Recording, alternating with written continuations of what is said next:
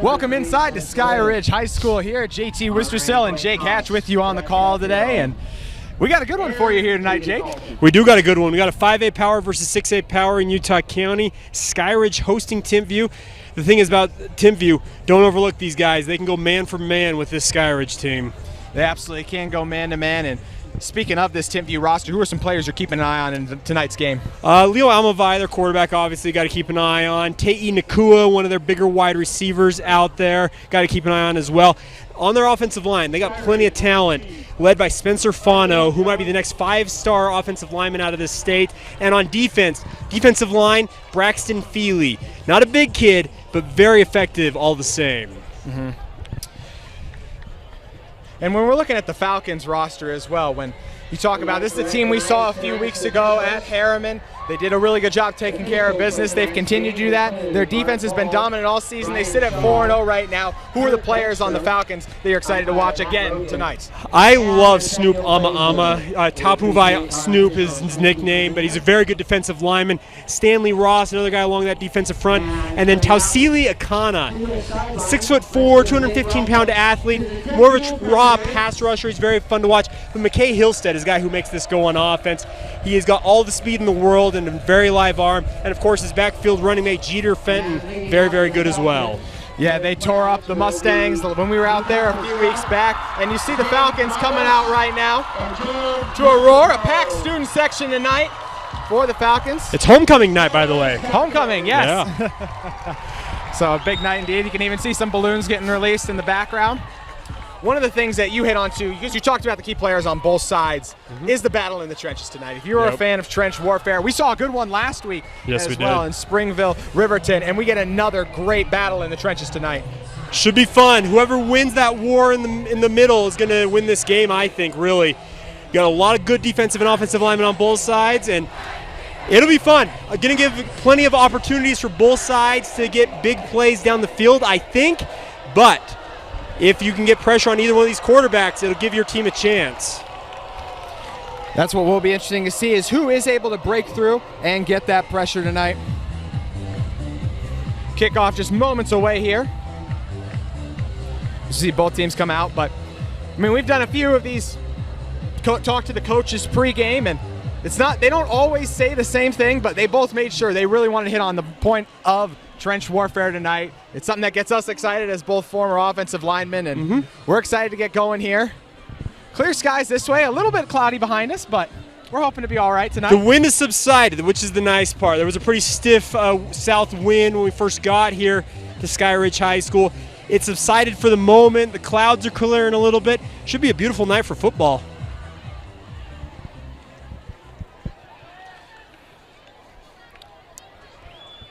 Okay, I missed the coin toss, I'm not going to lie, JT, but I know, so we got Timpview kicking off here. Did they win or lose the toss? I believe Timpview did win the toss and deferred to the second half. Okay, I figured that was the case because that's how most things go anymore in this sport, but figured I'd ask and before I made a fool of myself. Well, this should be a fun one, JT. I'm excited for this. Both these teams have aspirations of winning a state title as usual every single year, and a game like this, it is a non-region game, a non-conference game, but very much will go a long way towards really legitimizing both of these teams in their own eyes. If you want to win state, you have to beat the best teams. These are two of the best teams in their respected regions, as you mentioned. And we're ready to get this one underway.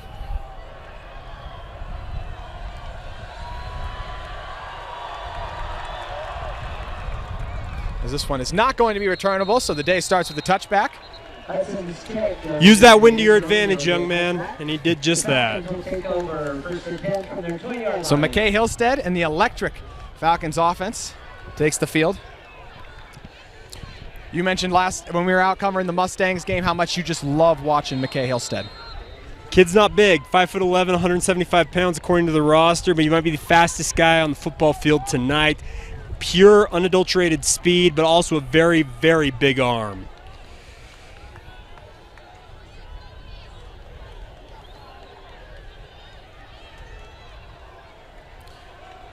See 5 men on the line of scrimmage for the Thunderbirds. Hillstead gets it to the outside and a tough tackle made, finishing the play through there. What a hit. Will Lohner on the outside blowing that one up and making every coach in the country watching proud with that form tackle right there. Yep, perfect technique, squaring the guy up and then driving him backwards. Well done there. Gain of 2 officially, it looks like.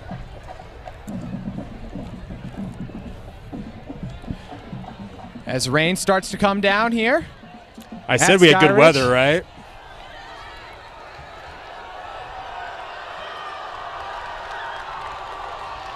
Hillstead gives it. Fenton, he's got a hole. Makes a few miss, runs through another. A tough run by Jeter Fenton for the first down. That's what Jeter Fenton's all about, folks. He is a hard dude to bring down, and when he gets a full head of steam like that, it's hard to slow him down one-on-one, and you saw him break 3 tackles there. So a tough run by Fenton. Gives the Falcons their first down of the day. Hillstead with time. Tries to escape the pocket, and he's going to get swung down. The tough sack in the backfield as the Thunderbirds get home. Nicely done by the right side of that Timpview defensive line. Yeah, Cialia Serra with the tackle, the sack there for Timpview. Nicely done by him to stay at home on that. A guy like McKay Hillstead, as I mentioned, with his speed, usually can get the edge on a guy like that. Credit to Serra for keeping his outside arm free and being able to drag him down. Pocket held up for a while, but eventually does collapse. Loss of 11, it looks like to me. I got loss of 10. 2nd and 20. See the flag come through. Looks to be a false start along that offensive line. Big boys getting moving a little early here. Yeah, a little of a quick start there. Hillstead frustrated with something on the sideline, barking at the sideline about something there.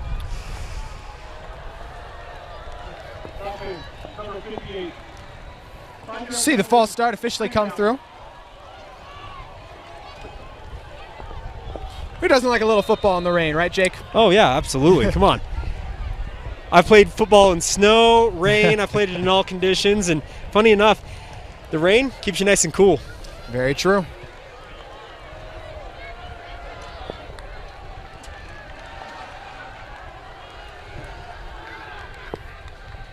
Hillstead. Pressure's picked up. Tries to run again. He's going to get dropped again. The Thunderbirds having a party in the backfield on 2nd and 25. Yeah, Stephen Strong getting through there on the sack. This is impressive from Timpview so far. They are getting upfield, but they're not getting so far upfield that McKay Hillstead can escape. They're containing him nicely, and it's got Skyridge all kinds of behind the chains here. 3rd and long. You know Coach Stokes is fired up on that sideline with how his team has done in the trenches so far.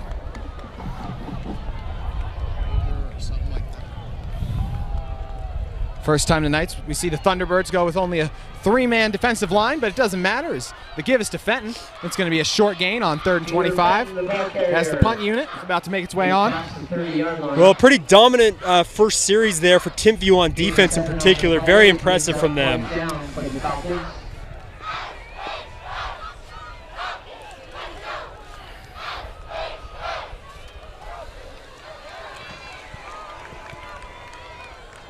Back to return for the Thunderbirds is Jackson. As he does decide to take this one back. Shakes the first defender and then gets driven down. Another nice form tackle right there as Jackson Allred decided to try to make a play with that one there. Yeah, we've seen some nice tackling so far in this game. It's been impressive. Well, we'll see Timpview's first offering on offense upcoming here. For the Falcons. Timpview will have the ball 1st and 10 from their 35. So ball on the 35-yard line. 8:42 left to go in this first quarter. 34-yard punt.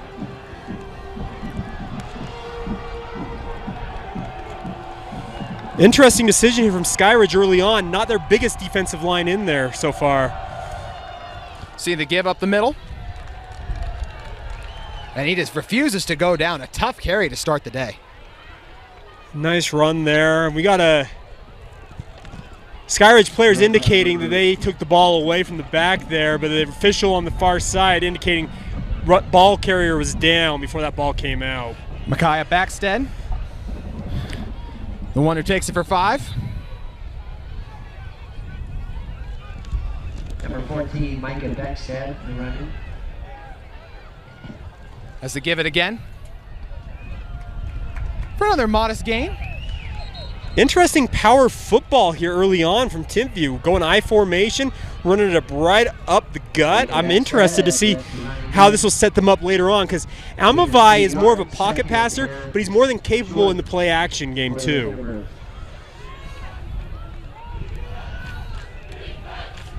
Almavai, similar look as before. Same result. This one, a different result in terms of the yardage gain, as it's going to be negative. Yeah, it might be no gain officially on the play there. Bring up 4th and 1 here, but that was 3 straight carries off right guard, it appeared. And very interesting. If it ain't broke, don't fix it, I suppose, right? Could go back to it right here. Falcons try to get a few men on late. And we got a timeout from Skyridge. We're going to take a timeout as well. 0-0 with 7:14 to go. You're watching KSL Game Night Live Rewind.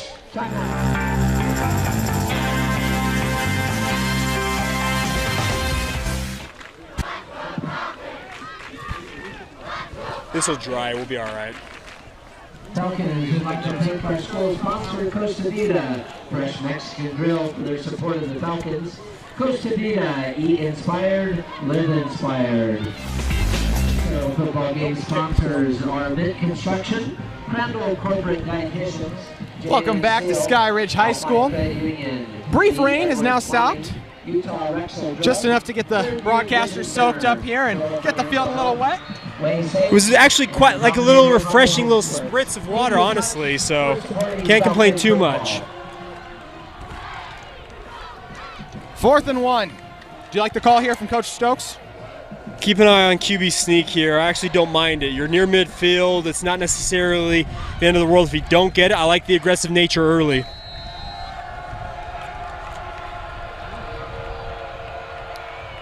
There are a lot of Falcons ready to attack. I think Almavai is trying to examine where he might go if he were to sneak this. Almavai, they do give it.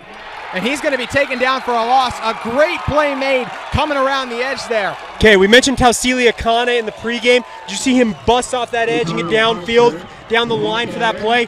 What an individual effort by Tausilia Kane there to get the 4th down turnover. A huge play made early in this game by one of the best players on the Falcons roster as they take over on the 44 with 7:09 to go in the first quarter. Well, it's a break here for Skyridge, obviously, to start on the plus side of the field. Let's see what they can do with it.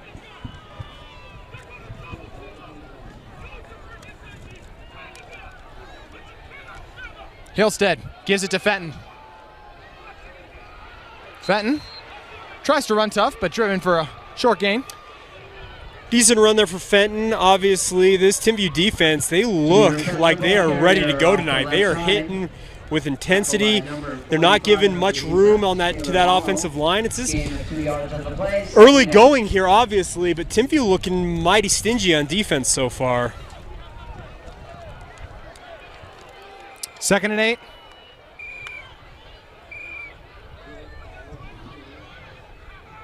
Hillstead fakes it and dropped on the outside there. Looked like he had his man, Ezekiel Greco. Number 13 falls incomplete, 3rd down. Yeah, that one should have been caught, honestly, and that might be blame. Coach, the ball was wet, but they're not going to take that excuse. So Greco's drop brings us to 3rd and 8.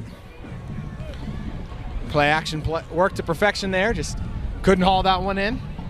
Got to secure the ball. See the ball, secure the ball. They rush 4. It's picked up. Hillstead to the outside. He's got his man for the 1st down. Cannon Jensen making the tough catch. Nicely done by Jensen, by the way. Break off his route there, find himself wide open, and obviously good recognition from Hillstead for the 1st down. Hillstead drops back again, steps up in the pocket. It's going to go down as a sack by the big man. Looks like there was also a flag coming in. Got to assume that's a holding right there. McKenna, the big man, gets the sack. Yeah, McKenna fighting through there. I'm going to guess there's a hold here, as you mentioned, JT, because look at there was a couple different linemen that were trying to free themselves and just could not get away. Yeah, McKenna on the play there. Yep, holding the call. Makes the play, but we'll back it up instead because of the hold. So the Skyridge offensive line facing their toughest test of the season so far, being challenged here early, Jake. Absolutely. Timpview's bringing it. They're not messing around in this game.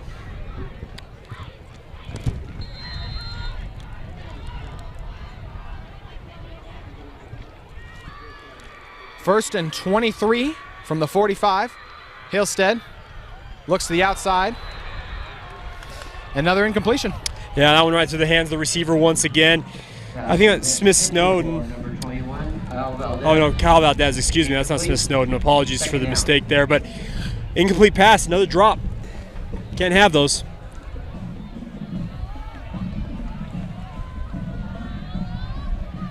Try to get the easy completion.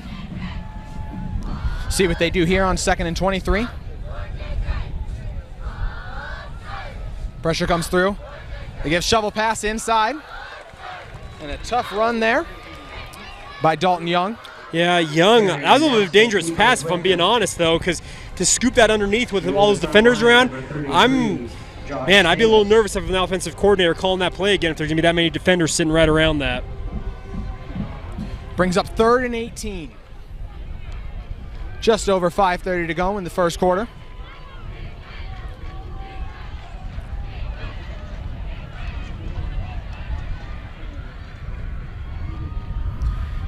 Timpview rushes 4. Pressure breaks through. Halstead on the move. Throws across his body. It falls incomplete. Yeah, passes behind the receiver. I have a hard time blaming the receiver on trying to bring that ball in, but Halstead forced out of the pocket once again. Just impossible for him to find any consistent time in the pocket right now.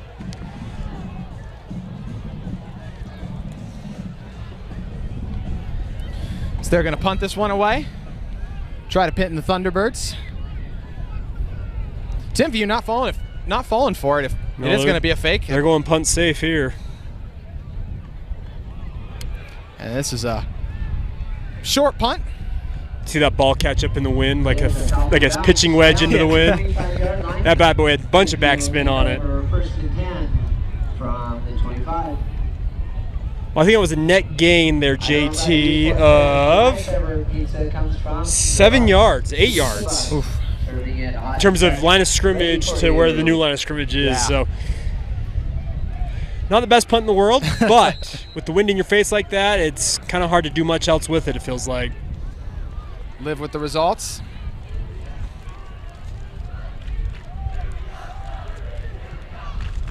Amavia back under center. Drops back this time. And a low throw falls incomplete with pressure in his face. Yeah, he had to get rid of that. He had a defender in his face. The man on the edge there. Oh, that was Akana again, Tausili Akana. He has been a terror so far in this game. Made it very – because Almavai just had to get rid of that ball, plain and simple. To make it an accurate throw in that circumstance, I don't necessarily think you can expect that. We highlighted him pregame. He wanted to show out here early. He's done exactly that. Yep. This time, drops back again. Throws it to the outside, just overshoots his man right there. Now that was a pretty ball in terms of the spiral, nice tight spiral. Just with the wind at his back, probably a little too much mustard on that one to expect his receiver to come down with it. Jay Stillman, number 15 on the coverage. Ha'unga, the target on the outside. Bring up 3rd and 10 from the 25. That will not be the last time we call Haunga's name. He's a really, really good football player. And we have got a discussion going on with administrators here. I wonder if we have a lightning in the area. Could be the move. Jake saw neither coach signal that timeout. Rain has started to come down again. Sports fans, so that you know, in case the weather leads to any sort of lightning. Reminder, if it is a lightning delay, there will be 30-minute stoppage from the previous strike, and that timer restarts every time it does strike. We are now officially on a lightning delay. As we will get hit with the lightning delay here early. So with 4:53 to go, we're going to take a short break. Hopefully it's only 30 minutes. We'll try to update you as it goes on. You're watching KSL Game Night Live Rewind. Almavai keeping his eyes downfield, which is a credit to him, but ends up costing him as he gets absolutely crushed by that defensive line of Skyridge. That was Stanley Ross right there making a big play. He's a guy you talked about pregame as well. Stanley Ross, a really, really good defensive tackle, and he laid the lumber to Leo Almavai. That's when Almavai is unfortunately going to field tomorrow. No doubt about that one. As the Thunderbirds are going to be forced to punt this one away. With just over 40 seconds to go here in the first quarter. It's a high punt, but not a very long one as it lands out of bounds. Yeah, not a good kick at all, honestly. But obviously you'll be trying to, you'll start them on their side of the field, but not by far. Oh, right at midfield. If you're the Falcons offense here, what do you think the plan is? Had some success with Fenton previously? I'd keep feeding Fenton, honestly. I just keep pounding the rock away and see if you can get some play action off of it. But Fenton was very effective on that last drive. I'd keep feeding him. He's the man in the backfield to start us off here with Hillstead.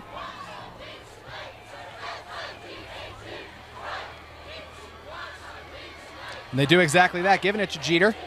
But a nice play is made right there to tackle that one for maybe a loss of one, if not no gain. Yeah, very nicely read by the Timpview defense there. That's going to be a no gain on the play, but very nicely done by Timpview. They're very, very patient along that defensive line, letting things develop and then making the play. They shift through the polars beautifully and are able to make the tackle for officially no gain. Yeah, that was Merrick Matina on the play there. He actually kind of waited out the pulling guard on that play and then showed up in the hole. It was actually a really, really smart play on his part. And that's going to be the end of the first quarter right there as the Falcons let it expire. So we are knotted up at 0 after a lengthy delay, but we are happy to be back, and the second quarter is right on the way momentarily. You're watching KSL Game Night Live Rewind.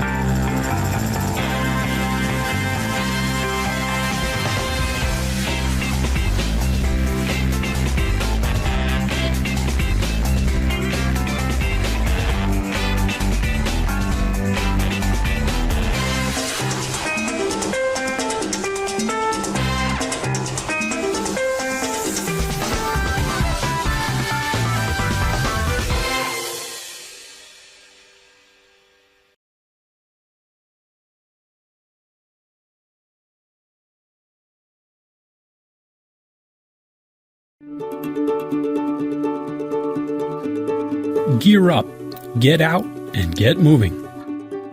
Locally owned and operated since 1995, visit us at saltlakerunning.com today.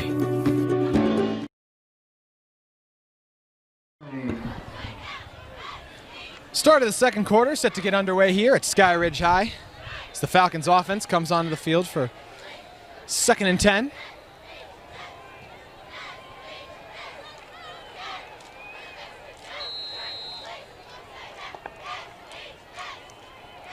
Timpview brings some pressure. Hillstead escapes to the outside, finds his man right over the middle.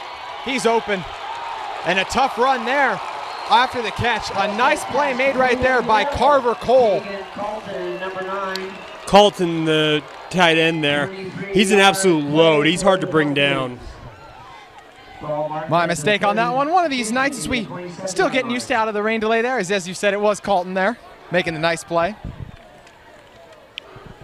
Big gainer. That's the first big gainer I really think we've had tonight for Skyridge in particular. So the Falcons get set on 1st and 10 from the 27-yard line. Hillstead drops back again. Pressure's picked up. And that ball looked to be tipped. Yeah. It was tip ball there. He's trying to get that to the far side of the field, which is actually not an easy. It's Cialia Serra there with the pass deflection. Very nicely by him. He's actually had a very active game so far, speaking of Serra off that edge. He's been very, very good so far. Sarah has done a really nice job. Hard to ignore Mercy Matina along that defensive line as well. He's done a really good job at that nose tackle spot. This one they give it to Fenton. Makes the initial man miss.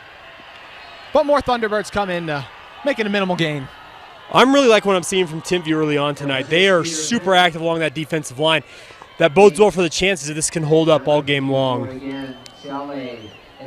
Yeah, I was going to say, Sarah was right there in the play yet again. So we're going to have 3rd and 9. They had the explosive play to spark the offense, but 2 negative plays. Bring him back. Hillstead alone in the backfield. They only bring 4. He's got time. Tries to get to the outside. Throwing on the move, and that one dropped right there. Unfortunately, Greco just not able to haul that one in. This has been a game of drops so far, honestly. We've seen a bunch of drops in this game. That play right there is the reason why you get a ferocious pass rush going. Did you see Hillstead? He actually had a nice pocket formed, but because he was so jumping, waiting for that rush to get there, he scrambles out of the pocket. Yes, he did try to make a nice play there, obviously, but it dropped pass. But he did have that pocket. He probably should have stayed in there and tried to make a play. So the kick is up, and it's going to fall just short right there. So no good. The Falcons unable to convert after their most successful drive of the day. A 43-yard attempt, and that was not even close. That was a good 10 yards short. Not sure he got all of that ball, if I'm being honest, kicking that. As we see the Thunderbirds coming back out, a strong defensive battle we get to see SoFi. Now let's give it up for the high school, Skyridge High School Cheer and Stunt Squad.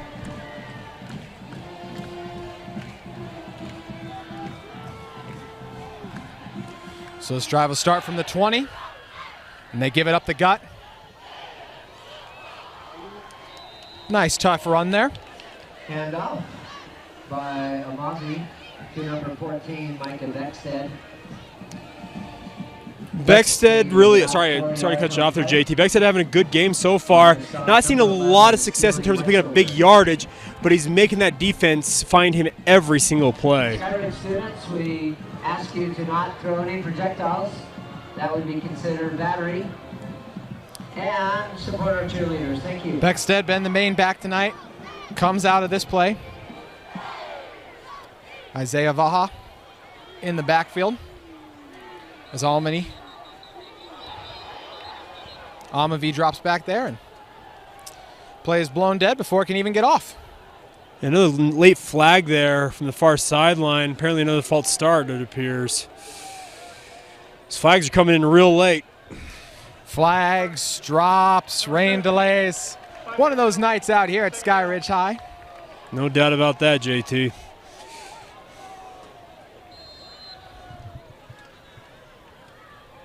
I think it's 2nd and long here. 2nd and 11 officially. Just over 9:30 to go in the first half.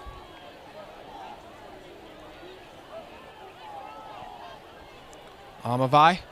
The blitzes comes. It's picked up well. Has to air that one out right there. And another really nice thrown ball that's just dropped. Okay. Leo Almavi put that ball in a spot that only few quarterbacks could have put it in for that receiver to have a chance to catch it. Receiver's hands were a little bit, it felt like they were a little bit out of position there, but wow, what a throw by Leo Almavi there. And he got smashed right as he let that ball go. And unfortunately, it's all for naught as we have 3rd and 11 coming up right here from the 19. Still marveling at that ball where he placed that. Amavi hoping to do it again. Pressure in his face. He gets hit again. This one is caught, but by the other team. The Falcons able to get the big pick and then get out of bounds.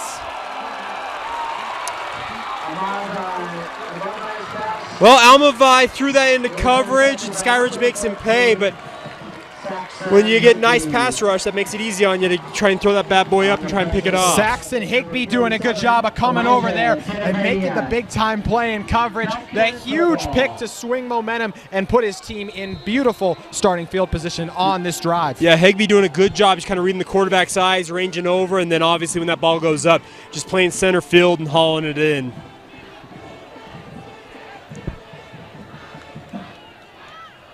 The Falcons offense starts to drive on the 30 as Hillstead switches things up. They give it to Fenton. He takes it to the outside, but once again, the Thunderbirds control the edge. Tell me if you've heard this name before. Siale Esera. Off that right edge, he made a play on the opposite sideline. What a play by that young man. He has got an incredible first step, and he is lightning down the line. Esera makes the big-time hustle play there to hold him to no gain. Play clock at 15. Hillstead rolls to the left. He's got some time. Settles. Lofts it over the middle. And that one's popped in the air. And it's going to be picked off. Able to knock it up and then make an incredible pick right there. Interception is by number 15. Tiancam Atuaya.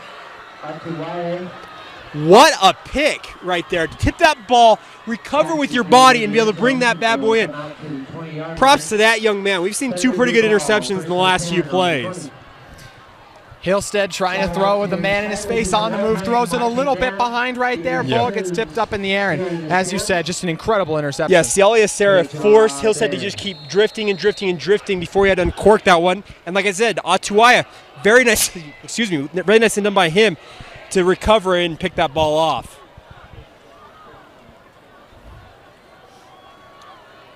So Amavai and the Thunderbirds offense get it right back as they give it up the gut here. And a nice first down gain right there. And the handoff to One. One on the carry there. Nicely done. Nice hold by that offensive line, and he was off to the races in the secondary before anybody was close to him defensively.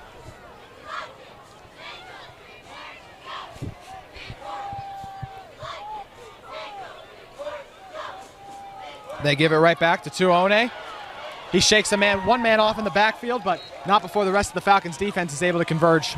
Nice run blitz there by Skyridge to come up and force that action inside, and Tuone bottled up.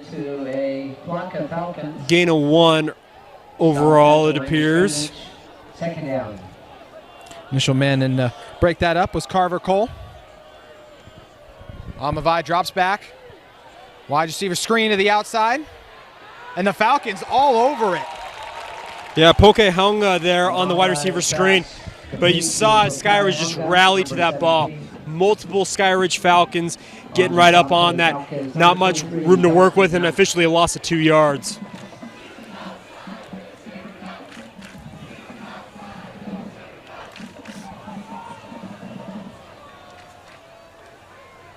So we're at 3rd and 11 here.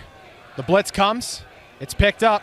Amavai with time, guns it across the middle, and he's got his man right there. A nice catch. Isaiah Baea on the very nicely thrown ball by Leo Amavai to hit Baea across the middle there and move the sticks. Baea with the strong catch. And the Thunderbirds waste no time. Yep, tempo here. Giving it up the gut, and a nice run by Tuone. Tuone, nicely done by him, finding a nice little crease in that offensive line and busting up the gut for 4 yards. Timpview liking the tempo. They continue to play with it. Amavai gives it once again to Tuome. He's got the outside. But we do see the flag coming in. Got to imagine this one's coming back, Jake. Yeah, I'm not sure I agree with that. I thought Howie Iongi, who you're going to see out there, I think it was Iongi. What number we got? 53. We don't have 53 on our roster, so I don't know who 53 is, but nonetheless, I thought it was actually a pretty decent block. He might have spun his guy around. That's what earned him the flag, holding the official call. Had he gotten away with it, it was a nice carry. Yeah. Be 2nd and 15.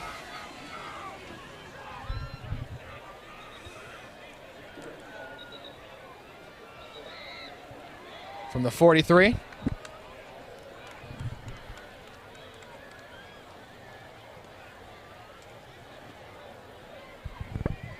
As the officials march it back an extra yard. So from the 42, 2nd and 18. Amavai pitches to the outside. And who else making a play in the backfield for this defense than Akana? Yeah, Akana doing nicely done there. Beckstead tried to retreat to try and give himself an ability to get around that edge, but Akana did not yield ground at all. So 3rd and 26 now from their 34. It feels like just a moment ago they had a nice run to the outside, brought back by the holding. The huge loss right there on the outside pitch. 3rd and forever. Amavai drops back. He's got a pocket. He sees his man. He airs it out. And a beautifully thrown ball. He hits him right in stride. Jared Esplin, the receiver, what a find by him because he's looking over his helmet trying to track that ball. Well done tracking it down. And by the way, Leo Almavai, another fantastic throw there. Esplin makes the catch, but a beautiful connection, as you highlighted there, from quarterback to receiver. The tempo continues. They give it up the gut. That one's going to be no gain to Beckstead. Akana once again making the play in the backfield. Falcons say that ball came out, but the refs saying they blew it dead a little early. Yeah, they marked forward progress and whistled the play dead before that ball came out. Beckstead just got to do a better job holding on to that ball. 45, Cecilia Akana on the stop for Skyridge. Gain of a yard. See the Thunderbirds take a breath here, decide to take a little bit of time for one of the first times in this drive. When they want to, they really operate at a breakneck pace. Makes it tough on the Falcons to get their big men in and out along that defensive line.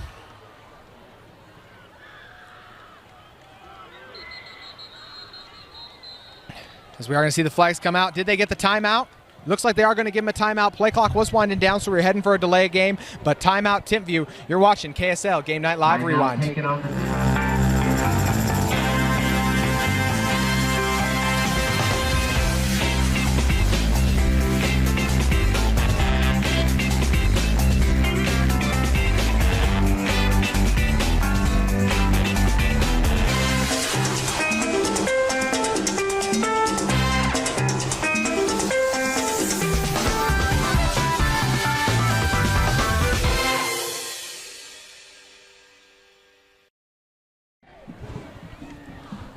Welcome back. With 4:47 remaining in the first half, the Timpview Thunderbirds putting together a drive, highlighted by the beautiful throw from Amavai. He's thrown some pretty ones tonight, folks. He's only completed really that one that we saw just barely to Esplin, but when he really chucks it deep, it is a pretty football in the air. Esplin, the recipient of the deep bomb two plays ago. The last one for the minimal gain. They had to burn their second timeout.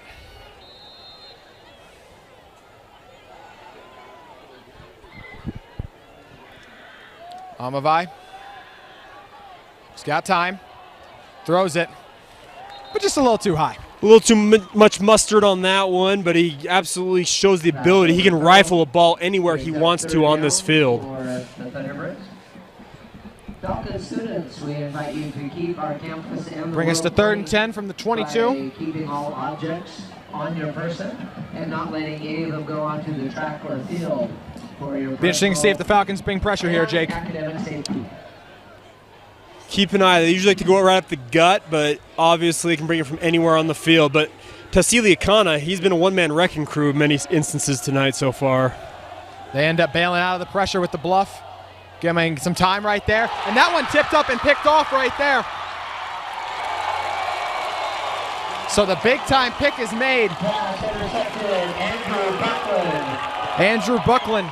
Yeah, Buckland, the recipient of a bad decision by Almavai, really to throw that into the middle of the field with 4 Skyridge defenders in the area. Ball gets tipped up. Buckland secures it. So now we have our 3rd interception here in the second quarter. As you said, 3rd interception in the second quarter alone. That one, Buckland making the big-time play for the Falcons. The rate we're going, JT, the one team that can maybe bust a field goal at this point might win this contest. We've had a lot of miscues on both sides. Hillstead gives it to Fenton. Fenton able to find some running room and get a nice gain on first down. Celia Serra on the tackle, rinse and repeat. He's all over the field tonight, folks. Watch number 54, that right end. Close, near side of the field. If you're watching this on KSLSports.com or Game Night Live, Game Night Rewind Live, excuse me.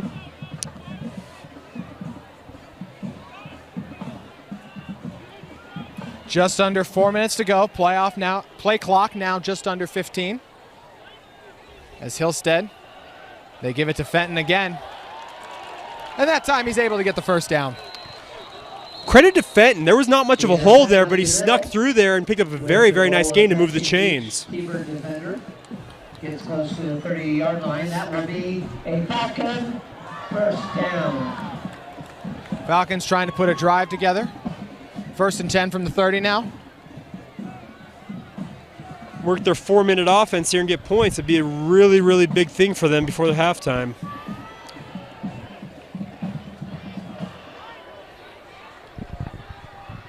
Play clock dips under 10. Hillstead gets it to his man over the middle, and he's got open running lanes. He's got a chance to take it all the way. Only one man can catch him, and he will end up getting dragged down. But a really nice catch and run right there by Tegan Colton. Colton is a weapon. The defender seemed like he had him wrapped up, went down with what appeared to be an injury as he tried to wrap him up. Tegan Colton's off to the races at that point. 51 yards officially on the gain there. Well done by that young man. He is the fastest guy on the field, but he is an absolute weapon at that tight end / H-back spot. So the big play made by Colton, as you said too, looked to be an injury there, but able to get up quickly is the Thunderbird. Hillstead with the play clock, now at 8 seconds, changing things up. Tries to hit his man over the middle, but falls incomplete. I'm going to count that one as another drop. That one was right there where a receiver probably should have brought it in. Probably heard footsteps and snuck through his hands. Tried to hit Jensen.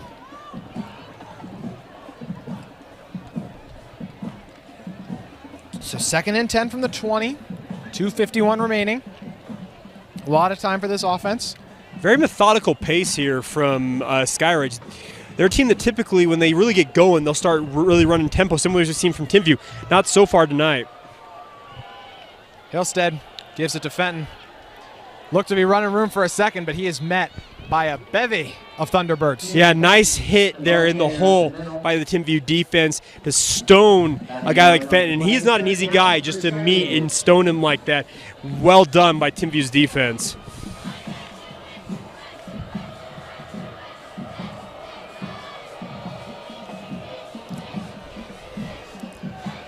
So 3rd and 9. A little bit of decision-making time here, JT, because they missed the field goal earlier that they attempted. We'll see what they decide here. Hillstead, pressure breaks 3. He has to step up in the pocket. He's able to buy time momentarily. Looks like we're going to get a face mask, so we'll see what happens. He's got a man wide open in the end zone, and he's able to hit him. Touchdown, Skyridge. We'll see what the flag is here. I wonder if it's a holding call, though. I wonder if it also might be a face mask. But what a play by McKay Hillstead, nonetheless. What a throw there. Wow, what a find. We're waiting for the call to come in. Officials meeting up right now, but Hillstead showing off some magic right there, making something out of nothing. The initial defender broke through. He had to roll to the outside, and he hits him, and it's officially a touchdown. Face mask is the penalty. Touchdown, Falcons. What an individual play there by McKay Hillstead. It seemed like he was going to get dragged down 2 or 3 different times. Scrambles out, had that face mask grabbed at one point, then finds his receiver, has enough arm strength to get it to the receiver for the score. What a play. Looked to hit Cannon Jensen on that touchdown reception. Difficult to tell because of the distance, but either way, Hillstead makes magic. Flag comes in right there, so we're going to wait a second to see what the call is on the PAT. It is waved off for the moment. Flag is waved off at the moment. Appears like that's it. Looks like the field goal is, looks like the PAT is going to stand, so with 2 minutes to go, McKay Hillstead making magic and gives his team the lead here at Skyridge.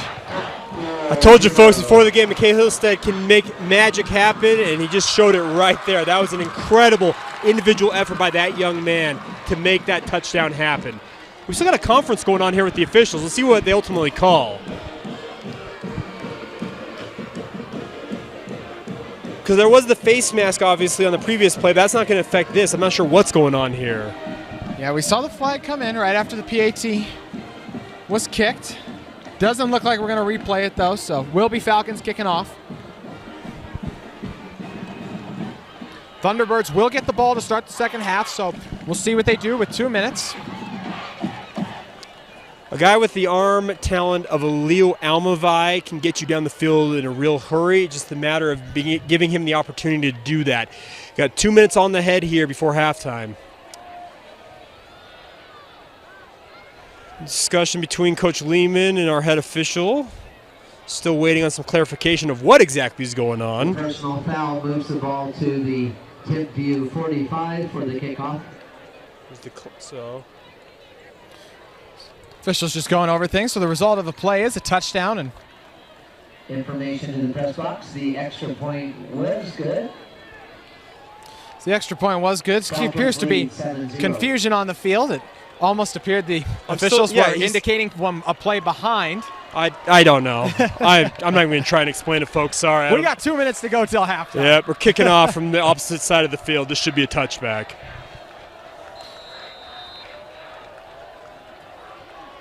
This one is squibbed right there. An opportunity for the onside kick, but well covered up by Timpview. We'll see who covered it up there. Cole Barker. I actually admire the ingenuity there to see if you can get that ball back, and Timpview does recover and retain possession. Skyridge wanted it badly. Let the Thunderbirds do have it. That's the funny thing is that's actually the perfect time to try stuff like that. Too many coaches would just say just kick it out of the end zone. I actually give Coach Lehman and his staff credit for saying, you know what, let's give this a shot and see if we can get the ball back real quick. Shows the faith you have in your defense too if you're Coach Lehman, and right? Cole Barker's actually been one of the better kickers in the last couple of years in the prep ranks around here. He's been kicking for a long time. He's a guy I think you trust to try something like that. Every team practices the 2-minute drill. We get it right here. It starts on the 30-yard line. High snap. Well picked up by Tuone. As he gets a nice run right there. Yeah, for Tuone to pluck that out of the air when it was a high snap and to pick up what appears to be 7 yards, credit to that young man for making something out of nothing. And he handed off. Maybe 6 yards officially on the gain. Clock continues to tick. Just over 1:30 to go here in this first half. To the outside. He hits his man for the first down. Pokai Haunga on the reception there on that little out route. Nice throw, nice catch, and a first down.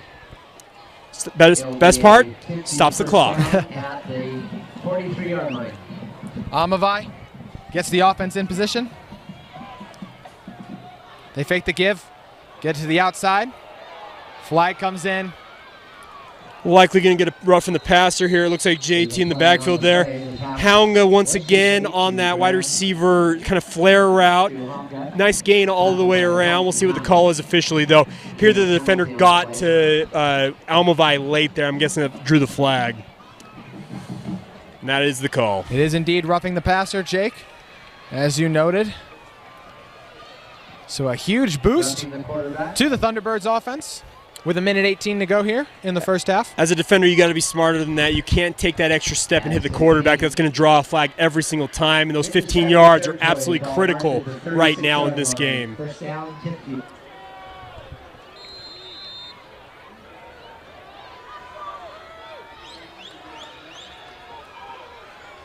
The blitz is well picked up. Amavai's going to escape the pocket. He throws that one there, but was he beyond the line to gain? Almavai had a chance to had a wide open receiver. We'll see what the flag is here, but Almavai had a chance for an easy touchdown there and just overthrew Esplin, the intended receiver there.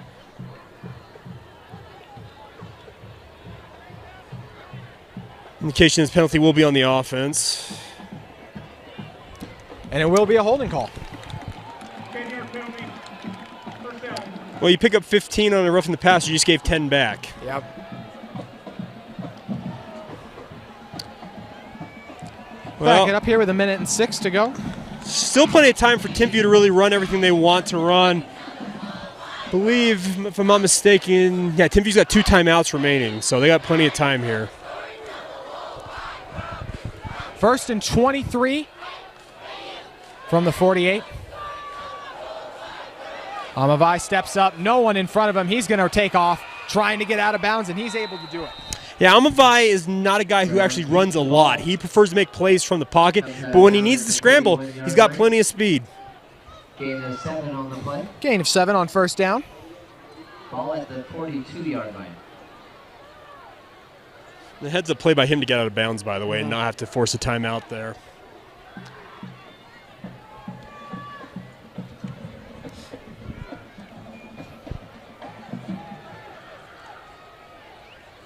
Blitz comes. It's picked up, at least for a moment.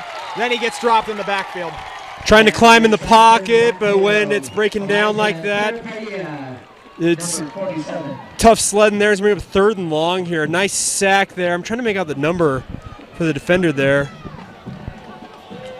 Number 47, it appeared. Elijah Tariipaya.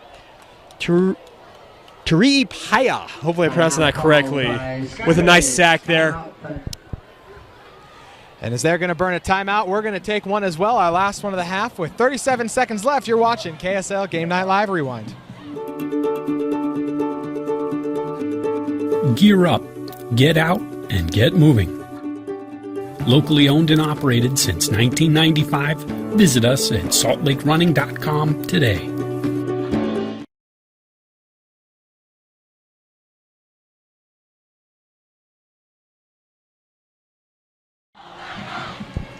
"37 seconds left to play in the first half at Skyridge High. A lengthy first half because of our weather delay, of course. But haven't had any rain since. We've been nice and dry up here, up top of the press box. It's a nice night now. It's a beautiful night for football. There's no doubt about that. Actually, funny enough, the smoke seems to have cleared out a little bit. I actually can see fairly clearly around different parts of the valley, which is nice to say for once in a while. It's been a really smoky summer here along the Wasatch Front. So by the way, you probably can hear it in my voice, so I apologize for that. You're the Falcons here. Do you think they continue to bring the pressure that just got home, or play it a little safe on 3rd and 20? 3rd and long here, I'd probably venture to say play it safe, but when you have a guy like Tassili Akana on the edge there, he can do it himself. Akana, the man who breaks the pocket initially, and then comes along to finish it off as well. So Akana breaks through initially, collapses in the pocket, and then makes the play. Trying to make out the defender there in the middle, number 90. Matt Taylor, number 86. 86, that's Matt Taylor, who kind of held Almavai up while Akana came and finished off the play there. Nicely done by Taylor. It's actually a really good move. It's actually a spy move by the nose tackle. He just kind of waited, said, okay, where are you going to go, and then chased him. And because it's 4th down, clock's going to expire before they even need to snap the ball, so it works out well for the Thunderbirds. Coach Stokes looks like he actually, based on body language on the sideline, looks like he actually wanted to run a play. We have a timeout. Timeout called by Timpview. So a little bit of confusion right here. It looked like they were just going to let the play clock, let the clock expire. You know, they had the time for the play clock, and so we're hearing the call from the official right now. So with 1 second left, looked like they're going to try a little bit of a Hail Mary, just throw it up here. You know, perfectly normally, just let the clock expire right there. But you could see Coach Stokes was not happy. Yeah, Almavai's got the arm to get this in the end zone, no problem. He could probably throw it out of the stadium with showing the arm strength he's shown tonight. So you can get that ball to the end zone here. We'll see if they can come up with some magic here. But obviously, if you're Skyridge, you're going to send everybody back to that goal line and say, find that ball, bat it down. Thunderbirds hoping it works better here than it did for Tom Brady and the Buccaneers offense in the NFL kickoff to end the first half last night. Brady ended up throwing an interception, trying to do what the Thunderbirds are about to attempt. But let's be real. The GOAT came back and won the game. That's all that matters. That is the truth. One last play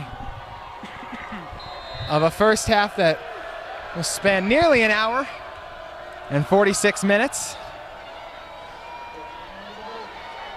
He steps up, and he's going to have to run it.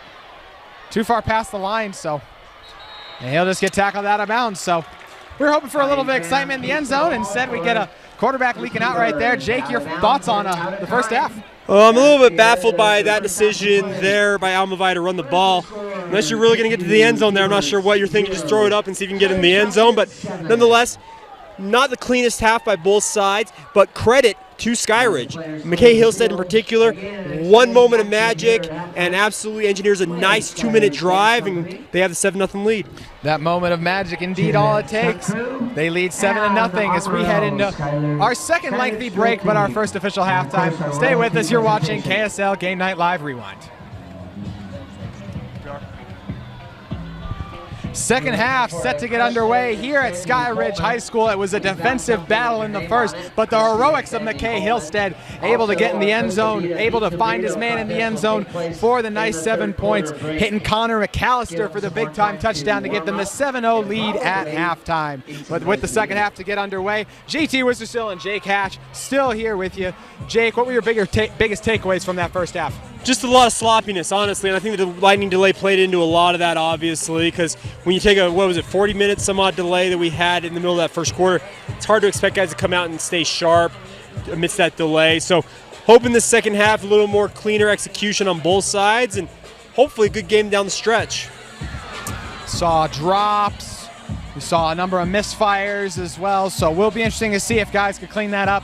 Had a longer halftime than normal as well because it is homecoming here at Skyridge High, so we'll see how each team took advantage of the long break to make those adjustments.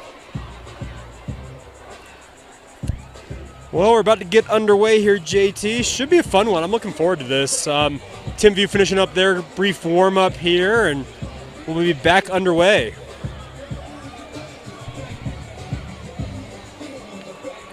One guy that really stood out from that first half was Tassili Akana for that Skyridge, the Falcons. The defense, he's one of the best defensive ends in the state of Utah and absolutely showed out in that first half. Yeah, we saw two of them actually, Siali Acera and also Tassili Akana, as you mentioned. Both of them getting it done. Akana is not necessarily a true defensive end. He's more of a kind of an outside linebacker, pass rusher type. Both of them very effective. Yeah, Acera was incredible. You did a good job highlighting him right there for sure. What were your thoughts on McKay Hillstead's overall performance? Obviously, we know about the one play, but the overall first half. Spotty at best, but I think he'll pick it up here. He's too good of a player not to. And Amavai? Amavai showed off a very strong arm. We all saw that. He's able to uncork deep ball after deep ball. Some accuracy issues at different points in that first half, but you can start stringing it together. There's no reason to think that Timpview is out of this game by any means. Obviously, down just 7 points. So see everyone running out, but you just see one of the officials blow his whistle, so getting everyone set. So an equipment malfunction of some sort here, trying to sort that out with the officials on a Timpview player. And start our second half. Kicking off for the Falcons, number 36, Joseph Brent. So Joseph Brent, the man for the Falcons, set to boom it away. Back to return is Ambrosio and Nakua for the Thunderbirds as the second half is underway. And that one is boomed. What a kick. Nicely done, young man. And just misses the pylon, the ball through the end zone. So a powerful kick there for the touchback. Timpview will take over first and 10 from their 20. Again, it's the Thunderbirds offense that comes out that was shut out in the first half. Skyridge known for their shutout defense all season long. They started the season with a couple of shutouts. Look to add another one to their resume here tonight. Yeah, Coach Lehman's specialty is defense, and they've been lights out so far this year. Liu Amavai gets it, gives it, and trying to get out of a tackle right there, spinning for a second, but then dragged down. Liu Amavai. Ball two, Kerman. Nice play made right there by Carver Cole, getting the tackle. Yeah, nicely done by him to come up in the hole and make the play there. Number 8 for the Falcons. Amavai with time to the outside, and the catch is made. Got his hands underneath that ball. Nicely done there. I wonder if that was going to be ruled incomplete. Tei Nakua there, the receiver. Of course, he's the younger brother, BYU wide receiver, Samson and Puka Nakua. And any of you out there wonder if they're going to play tomorrow night against Utah? Full expectation that they will play. That's good to hear. The give. And drag down. So on 3rd and 3, they're not going to be able to get it. Yeah, interesting play call there, trying to catch Skyridge maybe in a little bit of a pass defense set, but didn't work, and now they'll have to punt the ball away. 3 and out on your first drive. Falcons continue to look like themselves, forcing the punt early.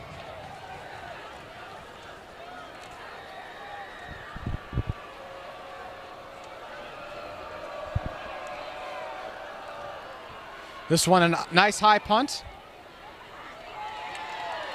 Man getting under it is Jace Doman. Doman Gets past one up the sideline, and then runs out of bounds, but a nice return by Doman. Yeah, nice hit by Doman. He just kind of used all of his blockers out there to find his way up the sideline there. A great return, all things considered. Opportunity for the Falcons to take the 2-touchdown lead. Like you said, McKay Halstead, spotty at best in that first half, but that one magic moment has been the difference so far. He looks to make another one on this drive right now. And the funny thing about him is he's so capable of having an up-and-down performance, then just pulling something magic out of his hat. It's incredible. So it makes him so good.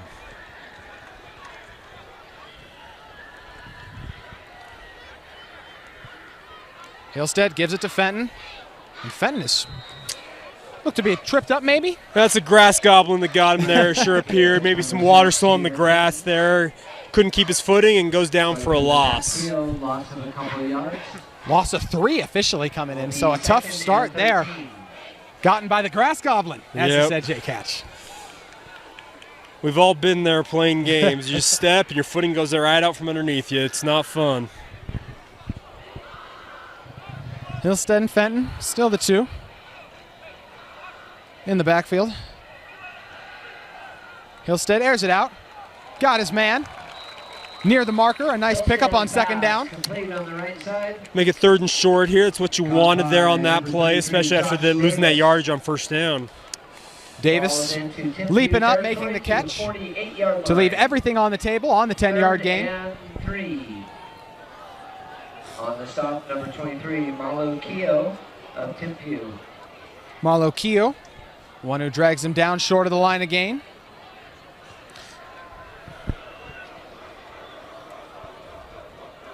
Halstead gives it to keeps it, and he's going to get swung down short of the marker. A really nice play made there by Steven Strongman. I know that was supposed to be a read option look there, JT, but I think that was a called run for Halstead. Defense was not fooled by it at all, and obviously dragged down short of the line to gain, and they will be punting on their first series of the second half here.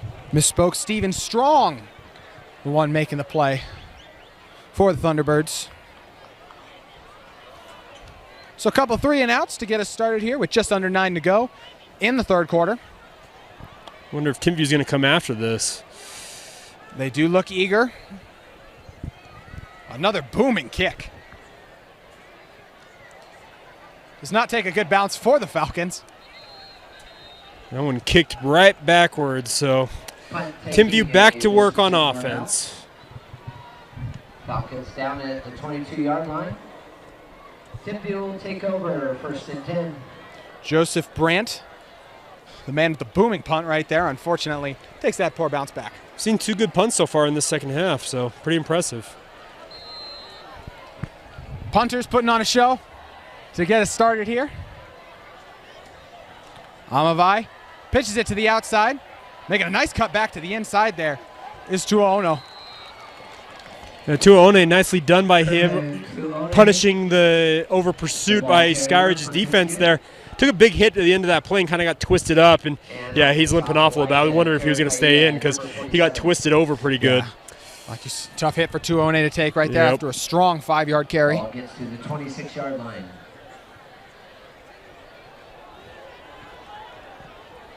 Beckstead replaced him in the backfield. And on the keeper right there, dropped is Amavai. Is that our guy Akana again? Yes, it is. Tausili Akana, not fooled at all. Number 45, Akane engulfing Amavai. Take it back to the original line of scrimmage, 3rd and 10 upcoming.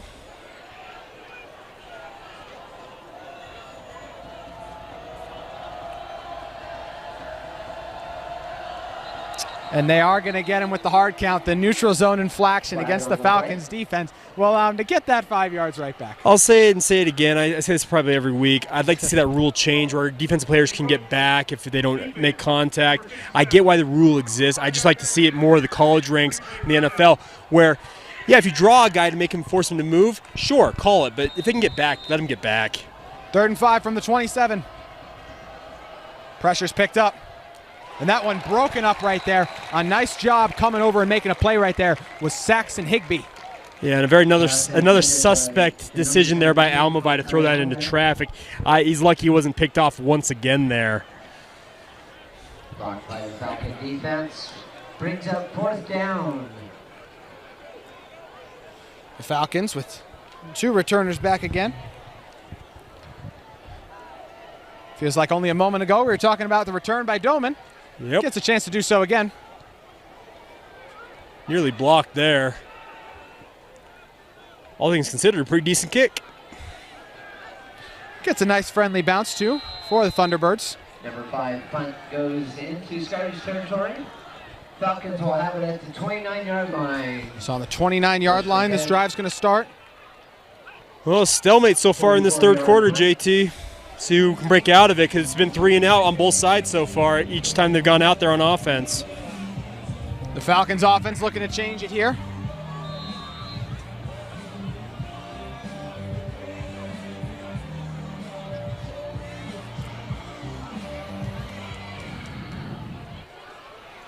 Hillstead to Fenton. Blockers in front.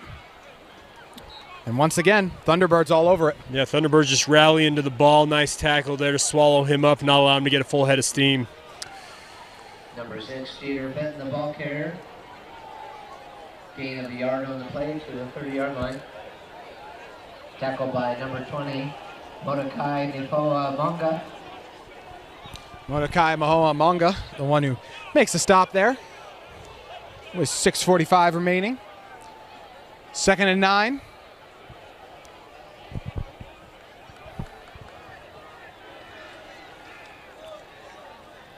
Hillstead hits his man Fenton on the outside. Fenton shakes the defender. Pretty nifty move there by Fenton on that first. Just kind of olayed the defender there. And nice yardage. Bring up 3rd and short. Knocked out by number 24, Kaya Ambrosio. 3rd and 3 on the 36. Just about at the halfway mark of this 3rd quarter. 3rd and 3 for the Falcons. What are you thinking if you're the Falcons here, Jake? Well, 1st down, obviously. I'm not sure it's necessarily 4-down territory, but obviously you'd like to avoid punting and 3 and out once again. Hillstead drops back. It's a draw. He's got the blockers, but ends up tripping with pressure with defenders in his face. Yeah, that footing, I think, came out from underneath him. We sometimes saw with Jeter Fenton earlier on that previous drive. I just don't think footing's necessarily as strong as it typically would be on a drier night, and obviously paid the price there. The good news is, didn't take a big hit because he was pretty much on the ground by the time a defender got to him. I think this is our 5th straight punt. I was going to say, at least our 4th of the 2nd half here, as that one's a low snap. Brand's got to get on top of it. That's partially deflected, it looks like. And picked up. Dragged out of bounds after the grab right there is Andrew Nixon. Could be Andrew Nixon there on the return. And heads up play by him to go track that ball down, because it's easy. That easily could have been a 6 had Skyridge not rallied to that football. Low snap.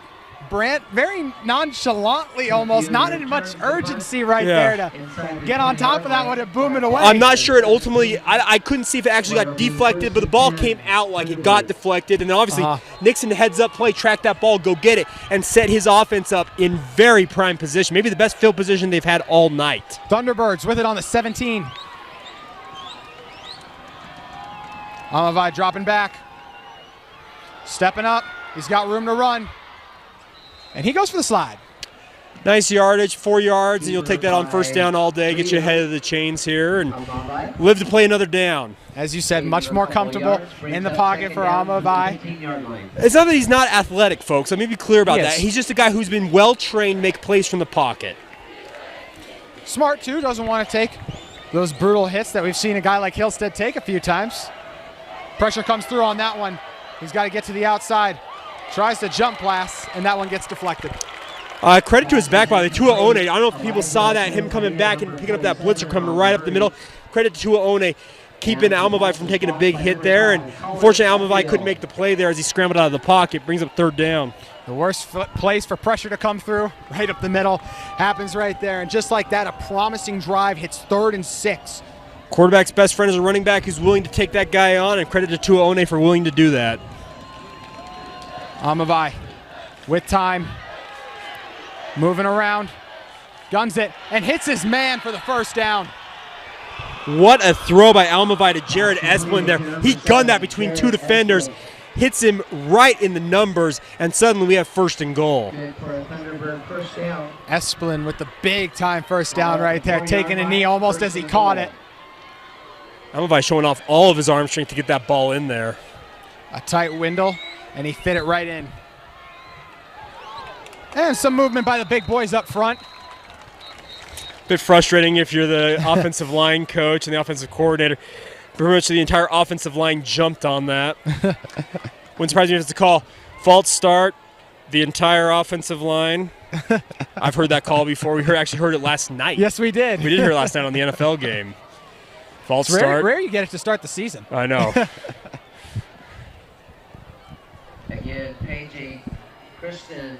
Little meeting of the officials right now as they sort out. Ooh, wow. So the call on Skyridge there for disconcerting signals. They're barking out play call, like barking out the snap count, trying to get Timpview to jump, and apparently got caught doing it. Wow. I don't know if I've ever seen that at the high school level. I haven't seen it at the high school level, I don't think. I've seen it at the college level. Yep. But I'm with you, JT. I think that might be the first time I've ever heard that called at the high school level. It's up by the officials. They were all over it. Normally that's the umpire who's listening to that because he's the closest to the action there. In the eye. Almavi gives it to Tuone. And he's swung down just short of the end zone. The ball carry is Tuone, number 21. Pick up of a yard there, make it, I believe, second and goal from the 1 here. Tuone for a second there seemed like he might have lost control of the ball and was luckily able to re-secure it before he lost it and turned it over. A lot of big boys up front for Skyridge. Just Tumo at that time powers through and he gets in. Touchdown, Timpview. We got a flag on the far side of the field. I think it's going to be an illegal shift. That fullback got set, tried to jump forward to reposition himself. That's going to be a legal shift and a 5-yard penalty. We also have an injury. One of the offensive linemen able to get up.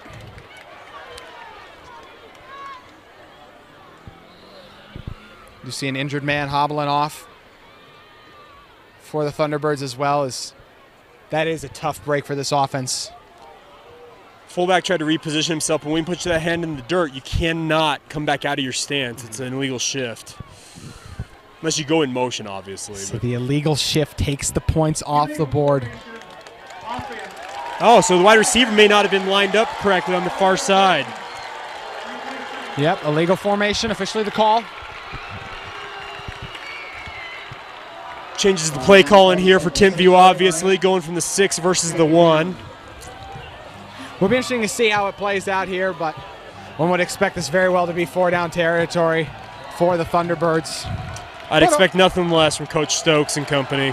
2nd and 6 from the 6. Almavi sees his man. That one batted up in the air. Making a great play on the ball on the outside is the Skyridge defense. What a breakup, though, by the Skyridge defense there. Nicely done on that corner route. Higbee, the man making the big-time breakup. Higbee's made a number of plays here in this game. Nicely done by him to make that read there. Get up, tip that ball. That's not an easy route to cover, especially on the goal line like that.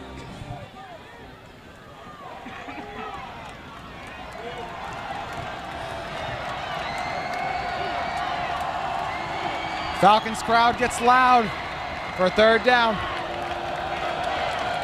Almavi, guys in his face. Hits his man who got it the first down earlier in the drive. A really nice thrown ball right there. Getting it to Jared Esplin for the touchdown. Hey, credit to Leo Almavi on that throw there. He hung in there with a all-out blitz in his face. Allowed Esplin to work his way across the formation. Hits him in stride for 6. Esplin with the score and the opportunity now to tie us up at 7. I like that play call there. I thought it was a very well-designed play, and Leo Almavi made that happen by just being patient in the pocket. And the kick is good. Tie ball game here with 3:22 left to go in the 3rd quarter. You're watching KSL Game Night Live Rewind.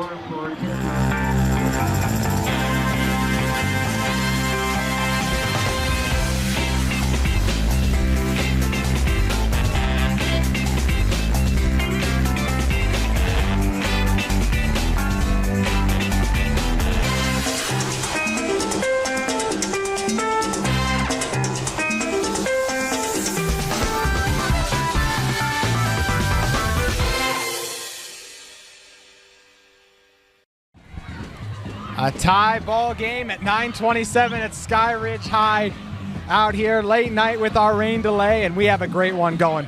It's been a fun ball game, 7-7, so this game is still very much up in the air. 3:22 to go in the third, so plenty of time, obviously, in this contest. But a lot of mistakes on both sides, but also some magic from both sides as well. Number 36, Isaac Hudson, kicking home. Hudson continues with the strong kicking we've seen so far. This one returnable. And dragged down, but not before a nice return past the 25 for the Falcons. For him to be able to get that ball and keep it from going in the end zone is pretty impressive. And like you mentioned, a pretty nice return. Smith Snowden, Kicked out to the one able to carry it. 8-yard line. Smith Snowden, one of the best lockdown corners in this state, has been very quiet night for him because people don't throw to his side of the field. We saw firsthand in our matchup when we called their game versus Harriman early in the season. What happens when they do is he had a big-time pick. Halstead. Drive starting on that 27.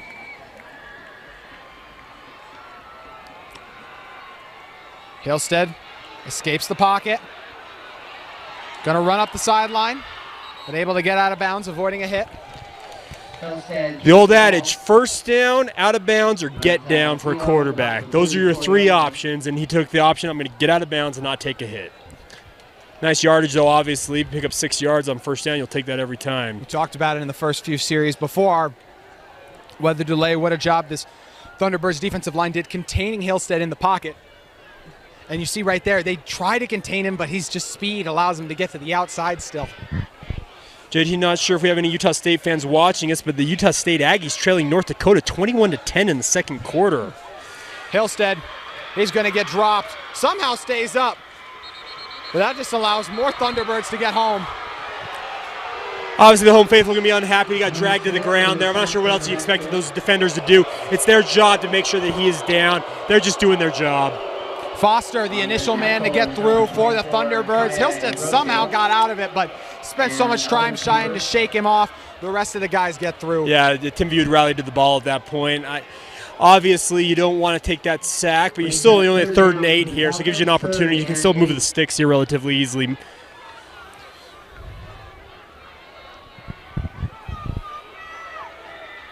Play clock at 5. Halstead throws it a little too high, and it's going to be picked off, but we do see a flag come in. That'll be interesting to watch what that was. At the moment, it's going to be a pick. Currently, it's an interception by number 16.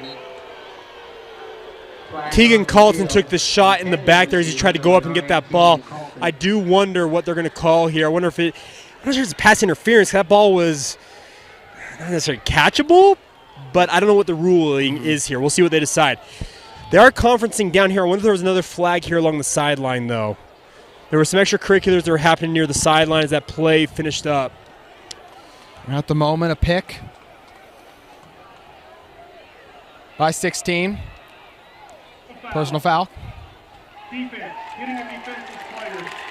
That's 15 yards. So personal foul for hitting a defenseless player. Jake, what do you think of the call?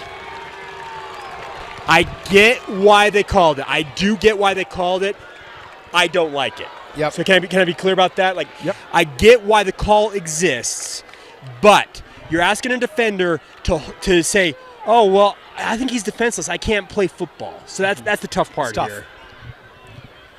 Very tough call. Coach Stokes understandably upset out on the sideline, trying to get an explanation from the officials. Tough break. Plain and simple, tough break. Huge break right there. As momentum completely swinging back in Skyridge's favor.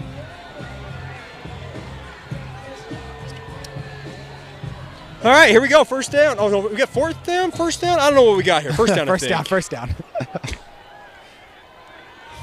Shane Gang yet to switch the sign, but will be 1st and 10 here. Give it to Fenton. He tries to bounce it to the outside, and we've seen some really nice tackles tonight. That one right there made by Steven Strong. Yeah, Steven Strong, nicely done there. Starting to get a little extracurriculars up there after some of these plays. Officials obviously try and regulate it. They're going to make sure the guys keep it clean. If they have to, they'll pull that yellow hanky, but so far they've been able to kind of get guys to back off. 1:45 to go here.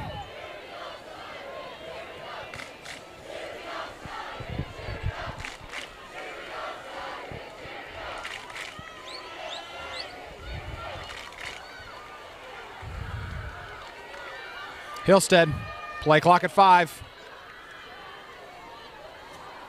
They send the corner blitz. Hillstead able to get it away. He's got a man wide open. That's Smith Snowden, the receiver there. What a throw by Hillstead. He was being dragged down, somehow flicks his wrist and delivers a strike. What a throw. Because of the blitz, Snowden unaccounted for in the flat, able to make the catch and get the first down to keep the drive going. Nicely done there. What a throw by Hillstead.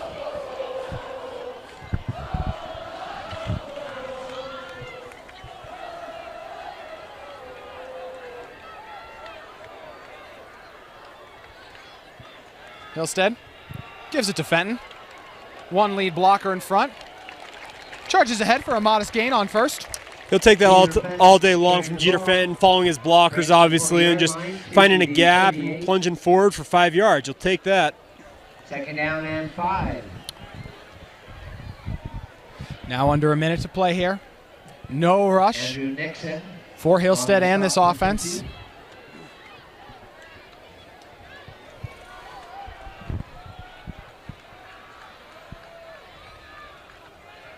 They give it to Fenton. Oh, Hillstead keeps it. Faked it. Coming down and making a nice play from that corner spot was Malakio. Yeah, I believe it was Malakio there coming up, and that's the way you're supposed to play that. You just get low and force the guy to bowl over the top of you. Very nicely done, and brings up 3rd down.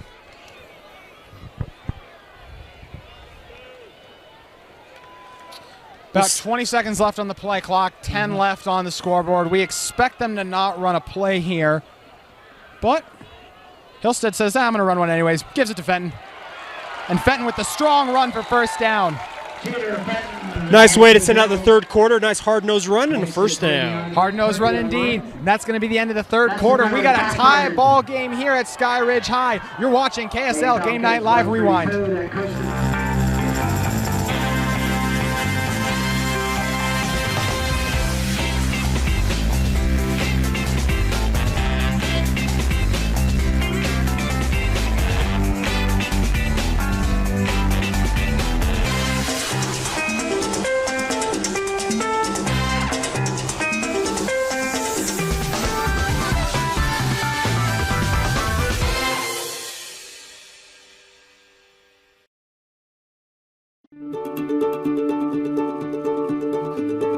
Gear up, get out, and get moving. Locally owned and operated since 1995, visit us at saltlakerunning.com today. It's taken a while with a rain delay, a 20-minute halftime, and some long quarters, but we have finally hit the 4th quarter, and with a 7-7 ball game, we should have a great finish to this game, J-Catch. It's Friday Night Lights at its finest, JT. We are at past 9:30 here along the Wasatch Front. Quarter to go, tie ball game. Let's have some fun. Falcons offense having fun at the moment. They are driving. You can hear the crowd excited to get things underway for the 4th.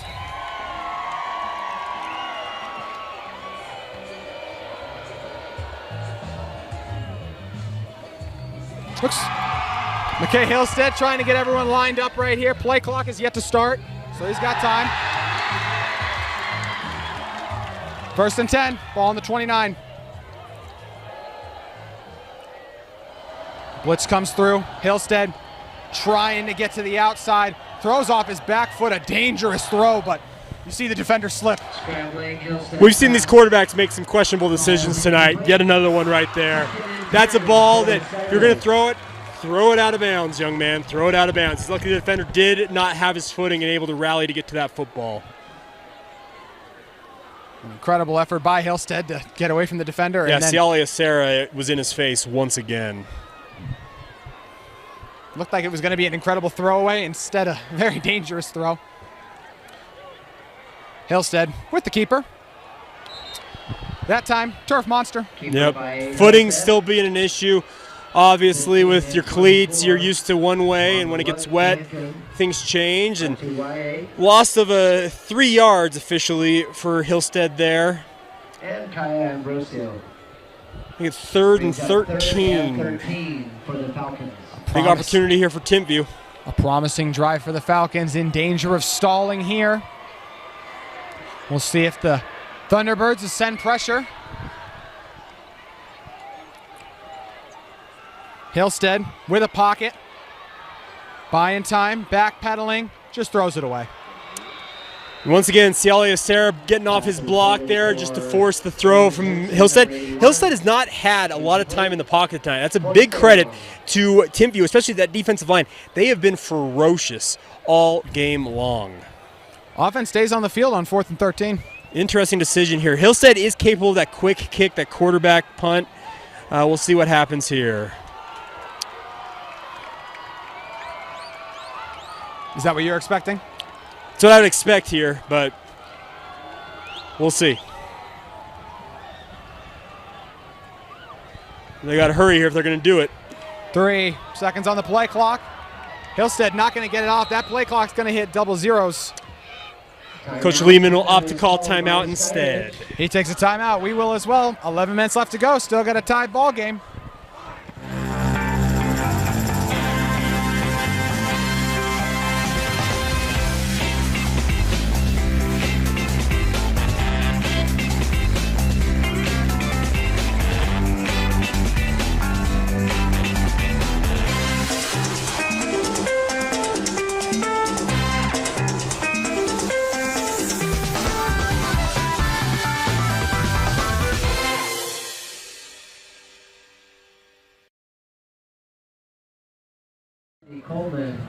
Welcome back to Skyridge High.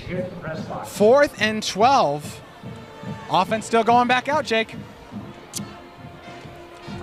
We'll see what they decide to do here. I am intrigued by this decision.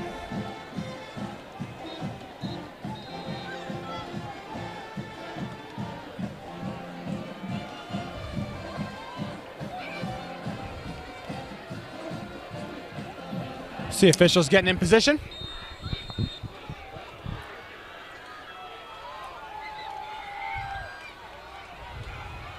Blitz comes.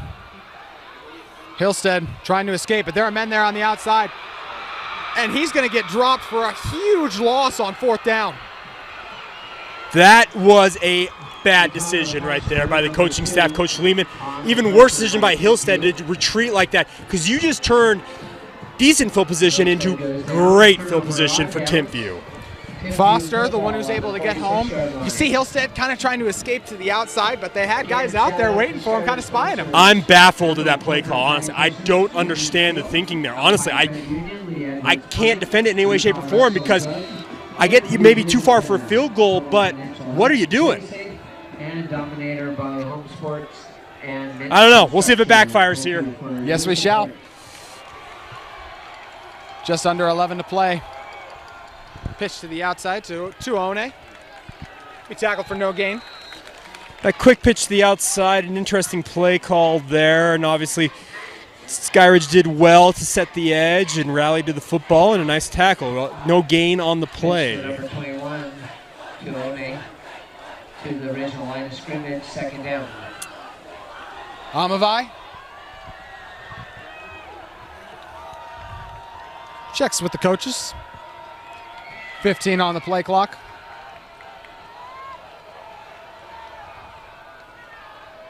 He's got a pocket. Just unable to connect with his man on the outside there in Nakua. Yeah, short hop that one. And then Nakua was even out of his break there before he released that football. Probably could have waited a beat longer. Didn't seem like the pressure was there necessarily. I think Almavai just sped himself up on that play. 3rd and 10. And you're going to get a false start in the backfield, a rare sight. Yeah, it's another one of those mistakes you can't have in a game like this. To One.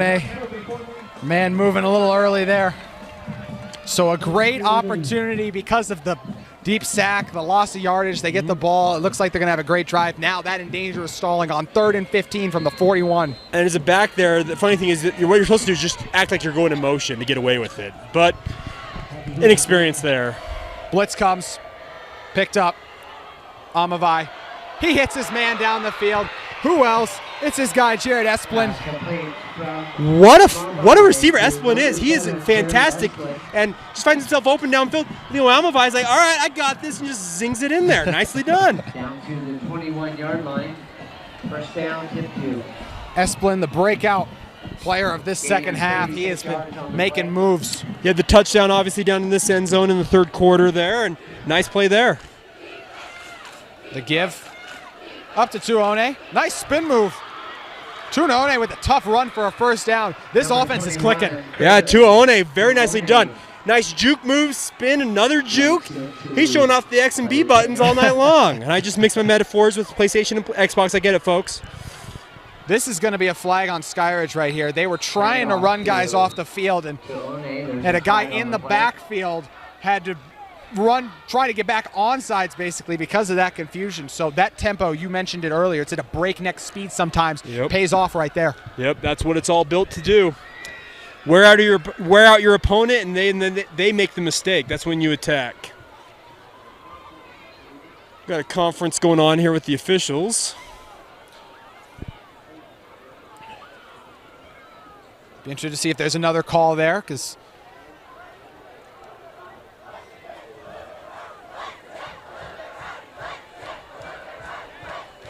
and that will be the call. Yeah, legal substitution, the official call there. Great opportunity here for Timpview. On the 3. They go with the keeper. Waiting for the call. He got in. What a call there. The QB sneak right up the middle, and you're across for 6. Well done by Leo Almavai. So Almavai from 3 yards out, able to get it in. I don't think Skyridge was expecting the Skyridge was not expecting that. I think they expected him to take a snap, hand it off, and he just dove forward off right guard, found plenty of room, and gets across the goal line. Things look dire at 3rd and 13. Esplin able to get him out of it.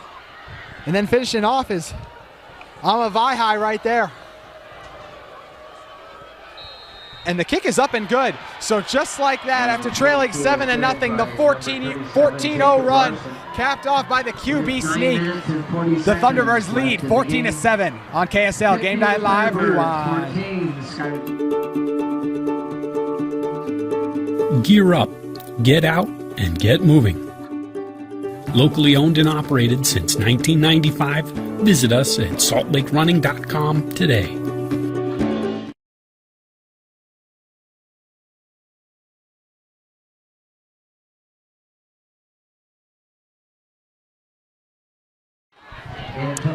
Welcome back here to Skyridge High School, Game Night Live Rewind. Our score, Timpview 14, Skyridge 7. Fun game here in the second half, folks. Hope you guys have been along for the ride with JT and I. Been very, very interesting to see Timpview battle back here, honestly. They were down 7-0. They've scored 14 unanswered to take the lead.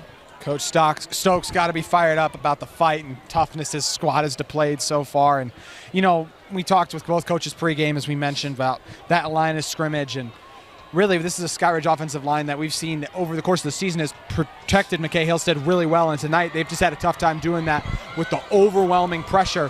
Whether it's getting home with 4 or the blitz is getting home, the Thunderbirds have put on. Yeah, Cialia Serra, Braxton Feely, some of the leaders along that Timpview defensive line, they have been absolutely lights out. Another booming kick. Returnable, though. Snowden makes a cut. Getting to the outside is Snowden. Snowden tries to leap the defender. He ends up getting dragged down. But a really nice return by Snowden trying to spark the Skyridge offense. Snowden is a really, really smooth football player. He's in control at all times, and very nicely done by him with a very nice return, getting him to the 35-yard line. Now first and 10. So we're going to start this drive on the 35.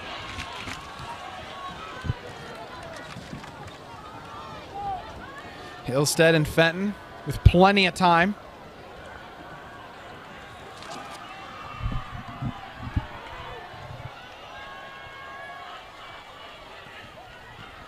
They give it to Fenton. Awkward exchange there. And he ends up getting dragged back right there. A really nice play made by Pia Alatani. Yeah, Alatini with a nice play there.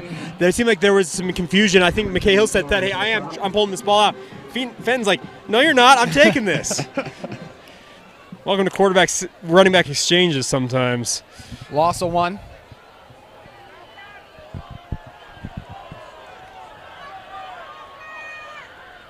Hillstead to the outside. Got his man.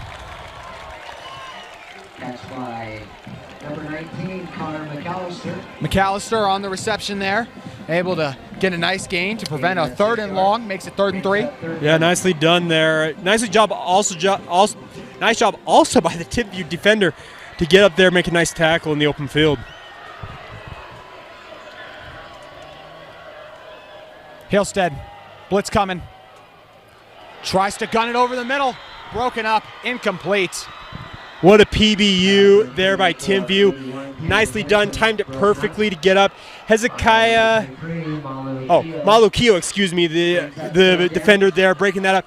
Timed it perfectly, hits the receiver just as the ball arrives, forces the PBU, very nicely done. And Skyridge forced to punt it away. Falcons really needing to drive there, but this Timpview defense just continuing to make big stop after big stop. Yeah, Coach Stokes has got to be absolutely floored by this defensive performance. Well, floored's probably too strong of a term. He's probably expecting it, honestly. Oh, they're running a fake here. And they got a man wide open. They're going to pick up the yardage. What a play call by the Skyridge offense. Catching them sleeping. The man on the reception there is Dalton Young. Yeah, Josh Davis, the tight end, 6'4", 210 pounds. Guy just snuck out, found himself alone, and credit. That was a very nicely called play. A huge pickup. We have not seen a fake punt all year, you and I, Jake, so great to see what Breakwood out right there and perfectly called in time. Yeah, what a time to pull it out, too. 35 yards is the pickup, I think, all told. Ball on the 22 now. Hillstead. Holding in the pocket. Dangerous throw over the middle again. That one broken up. Pass into the end zone, incomplete. Another questionable decision there by Hillstead. 2 defenders converging there, and Davis not much of a chance to really have a chance to catch that, and brings up 2nd down here. Just over 8 minutes remaining.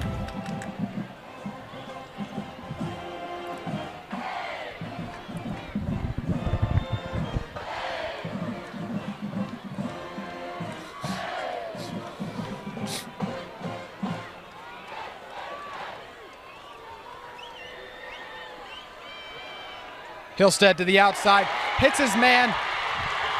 Tough running to the outside there. Is that my man Colton? Yeah, it's Tegan Colton on the reception. He is an absolute stud at that H-back/tight end position. Hauls in tough catches and obviously delivering some punishment after the catch there. Big time connection and reception there by Colton. First and goal, Falcons. 1st and 6 from the 6. They give us to Fenton. Blockers in front of him. He shifts, he cuts.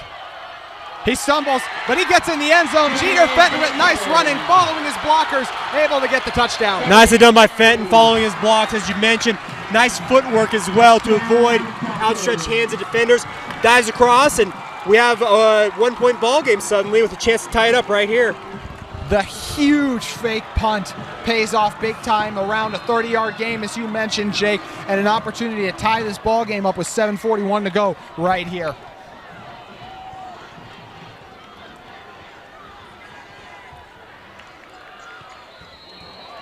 And it's good. We have a tie ball game. We will be right back on KSL Game Night Live Rewind. Don't go anywhere.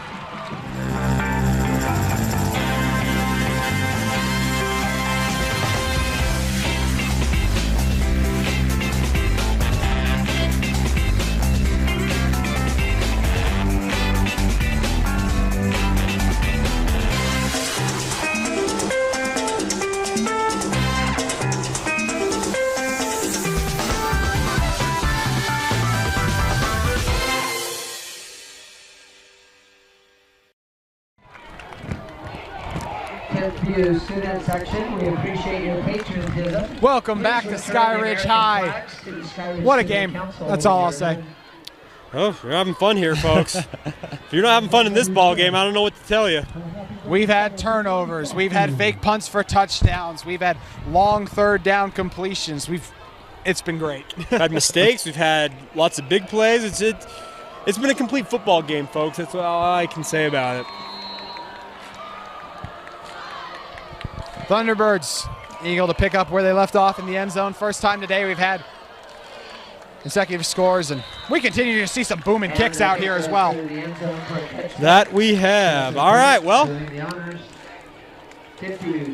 tie ball game. Timpview's had plenty of opportunities here, and they'll get another one upcoming. Joseph Brandt, the man with the big leg, on the touchback.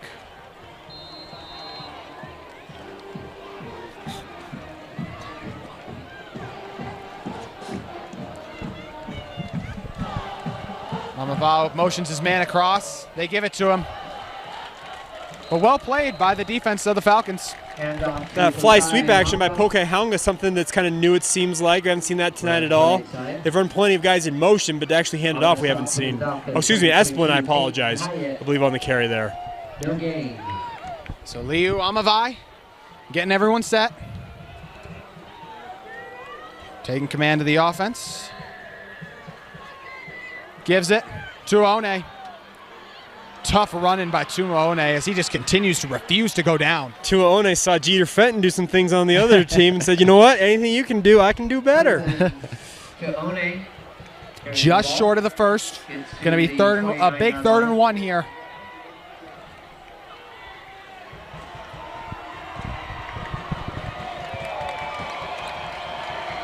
Amava stays in the gun. Saw a little movement there, but didn't cross anything and wasn't enough. Amava goes under center. He's going to keep it.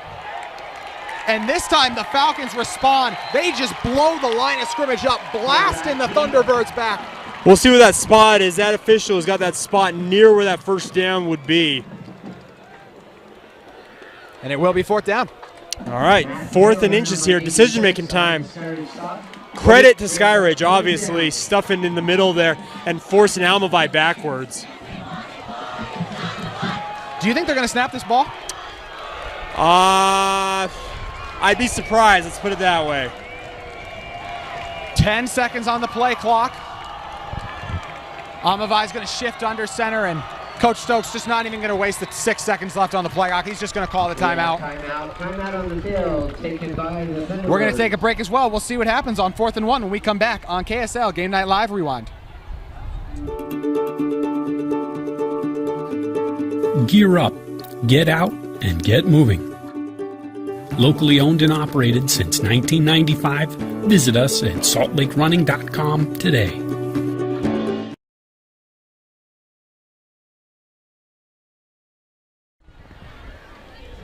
5:55 remaining in the fourth quarter here at Skyridge High School, and got to imagine that timeout was to get the punt unit out here, right, Jake? You would think so, or to talk over what they want to do here, obviously.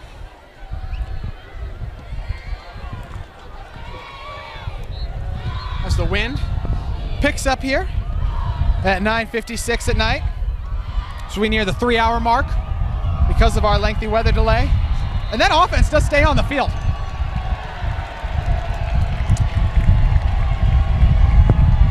Amavai gives it. And Tuone looks to have the first down, so a gutsy call pays off. Yeah, Tuone, obviously, you saw that gutsy fake punt called there. Coach Stokes, deep in his own side, decided, you know what, we're going to try it too, and Tuone dives across for a full yard and a first down. I think both coaches wanting to say, if I'm going to lose, I'm going to lose aggressive here late in this fourth quarter. They feed Tuone again. And off the side, coming from the backside, making a play is Akana. Kausili Akana once again coming off the edge there. Really good tonight, folks. Guys got attention from all kinds of college programs nationwide. There are plenty of athletes in this game, by the way, who have that attention. Both of these programs stocked full of talent. Yeah, between Akana and Asiri, we've seen some defensive linemen putting on a clinic tonight. Amavai, blitz is picked up. He's got time.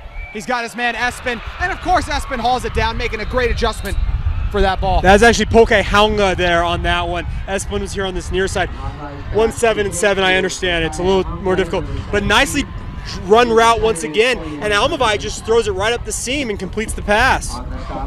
That's a good call by you, misspoke there, but a great catch and a nice throw right there by Amavai. The timing on that one was really well done. Okay, so we got 17 and 7 on our near side here, so this should be interesting if they throw it to this side to see which one gets it.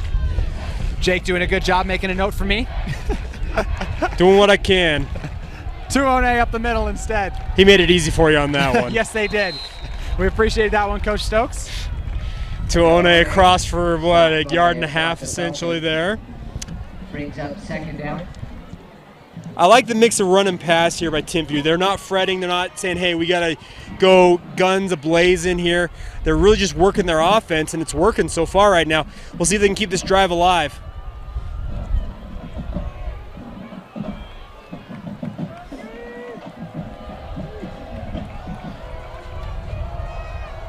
Amavai, blitz comes. It's picked up. Slings it to the outside. Falls incomplete. Yeah, Amavai put a lot of heat on that one to the outside there. Haunga was the intended receiver there, but wow, what a throw there to the sideline. Would have been a heck of a diving catch as well.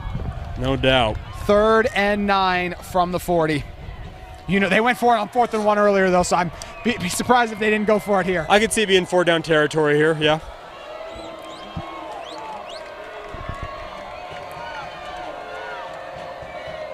They bring 4.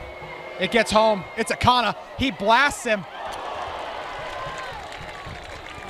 And it falls incomplete. Wow, Amavai lucky that ball was not picked off. That defender is maybe an inch taller. That ball is probably intercepted. Very true. Higby and others. Amaha taking quite the hit from Akana as well. Higby, once again, the guy that was trying to pick that ball off, it was right in the right place, just ball was just a little too tall for him, and they are going to go for it on 4th down. 4th and 9, offense stays on the field. Play clock dips under 10. Amaha with the hands on the hips with 3 seconds left. They're going to call a timeout here.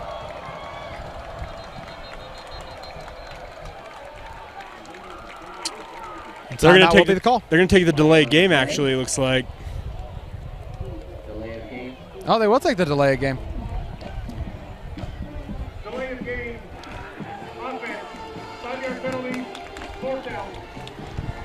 Well, that indicates to me they planned on punting all along. Decided, you know what, we'll take the extra real estate to work with here. And the Falcons hold them on 4th down. Punting situation. See the 2 men go back for the Falcons again.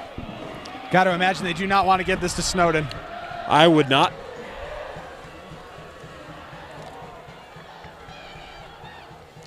He gets it away. And they're going to let it bounce. Opportunity to down him inside the 5, and they're going to be able to do it. The punting clinic continues. Nicely done by that punt unit. That ball neared the goal line. Defender sacrifices his body to swipe it out of the end zone, and they get it on the 5-yard line. Football, 1st and 10. 39-yard punt. 3:39, an opportunity for McKay Hillstead to continue to add to his impressive resume as the Skyridge starting quarterback. 95 yards, 3 minutes and 39 seconds to go. You could pretty much chew up this entire clock if you work it the right way and win the game. We'll see how it goes, though.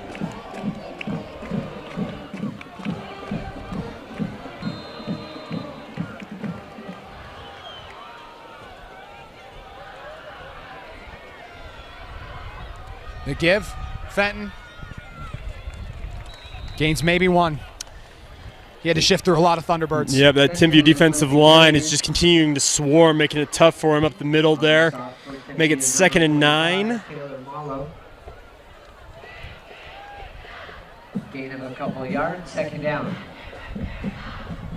Clock continues to tick. This offense taking its time. Don't want to leave too much time for the Thunderbirds on the other end. They give it to Fenton again. Flag comes in. Nicely done by the Timpview defensive line once again on that play. There's a flag on the play. See what the call is here. Definitely after the ball is snapped, so wouldn't imagine it's a false start. Officials look to be checking the distance for something as they scan the sideline. Not much of an indication body language-wise from either team here. Yeah, Skyridge faithful only booing because of the delay.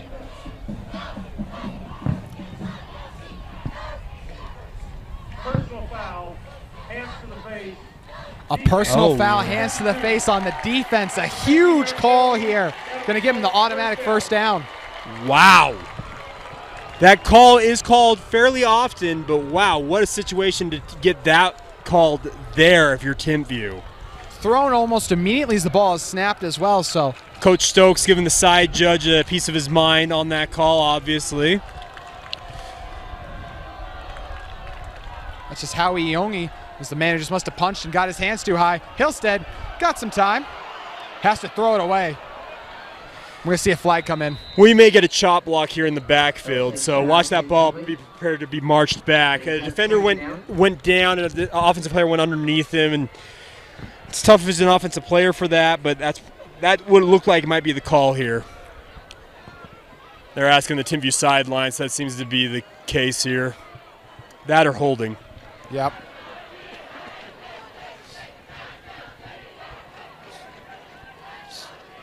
They are marching it back. Oh, blocking Number 72. a block in the back. He's always holding. Thought it could be a shot block. Block in the back. As an offensive lineman, that's kind of a rare call to see get called, Yep. but hey, you know. 1st and 25. It will be with 2:42 to go. That's a costly penalty right there, no doubt. Back to the original line of scrimmage where this drive started at the 5.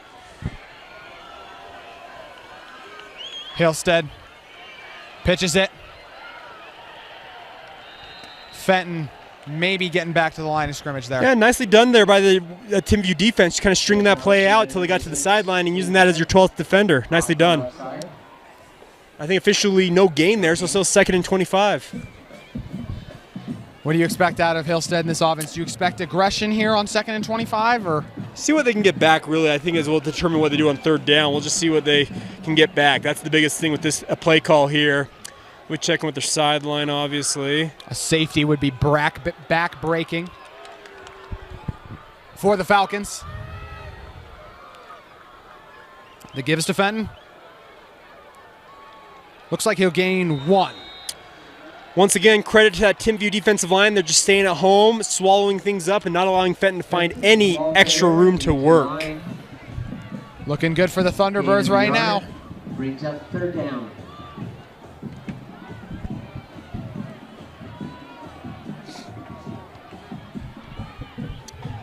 Taking their time. Yeah, at this point, you're just probably trying to chew as much clock as you can here if you're Skyridge and hoping to play maybe for overtime. Hillstead rolls out to the right. Holds on to it. Throws it away.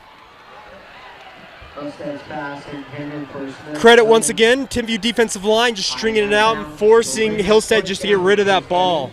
Do you like the call there? Because, you know, the first few you're trying to run and kill some clock, and then that one you get the throwaway and you end up stopping it with 1:55 left. I understand why you call it there, but at the same time, you're right. You stop the clock, it's essentially giving Timpview extra time to work with because they're going to, in theory, get really, really good field position here. Opportunity for the Thunderbirds. Back to receive is Hananga. Another beautiful punt. And Hananga's not even going to take a chance. He's just going to fair catch it. Well, Timpview set up on their own 41-yard, Skyridge's 41-yard line. A lot of time to work with. 1:49 to go in this ball game. Big, big opportunity here for Timpview. If they work the clock right, they can kill this game off and get out of here with a victory. The undefeated Falcons in trouble at home. And let me be clear, what I just said, much easier said than done. As This is a Timpview team that knocked off Brighton last week. Looking to knock off another powerhouse right here.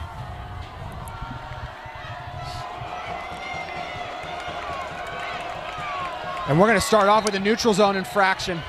That's a quick 5 yards there for the Timpview offense. Well done by that offensive line to stay disciplined there. Step ball, encroachment, defense, number 86. 5-yard penalty, first down. So puts us on the 36 with 1:49 to go.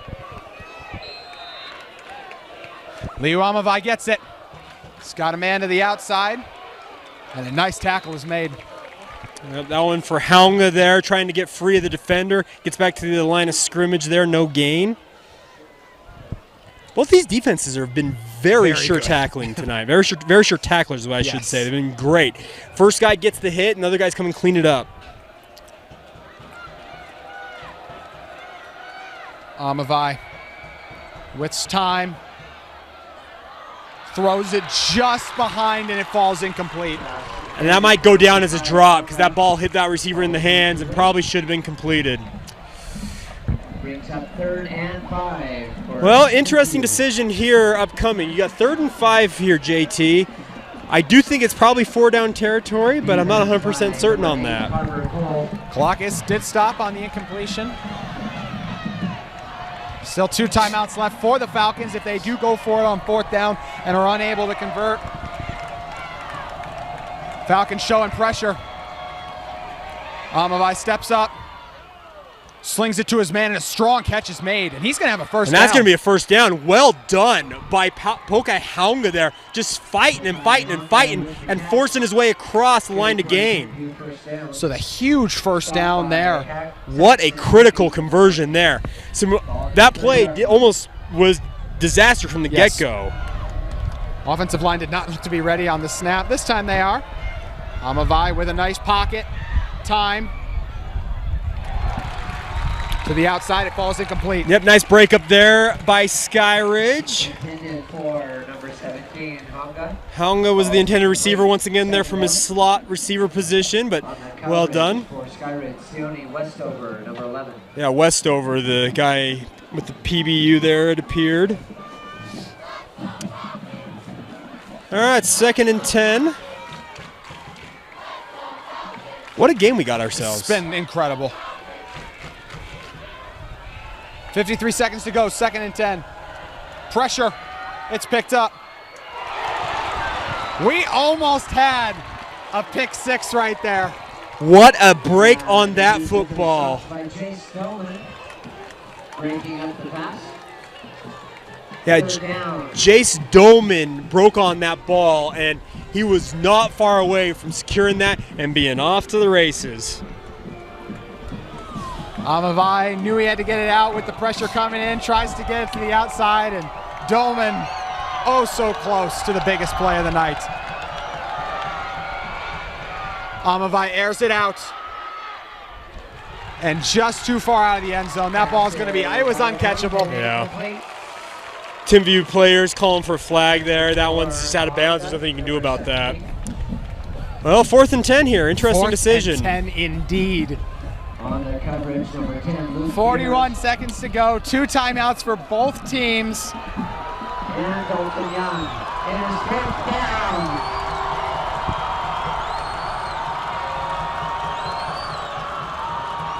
Amavai trying to point out the man who jumped off sides. Play clock.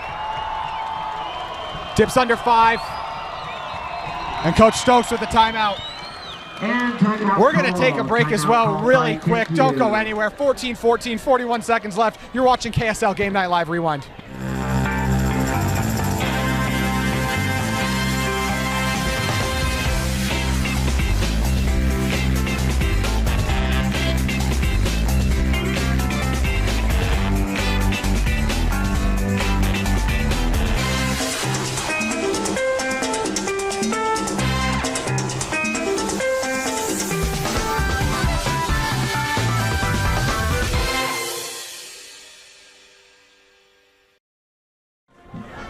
It's crunch time here at Skyridge High. We have a tie ball game with 41 seconds left. Ball's on the 30. And it's 4th and 10. Yeah, this is a very long field goal if you're going to attempt something like that. Sure looks like the offense is going to come back out here for Timpview and see if they can pick up a conversion. And let's bring in defense. When in doubt, they've gone to Esplin tonight. We'll see if they try to find him on this one right here. Esplin to your near side here is the outside receiver. Hamavai with time, clean pocket, throwing, broken up.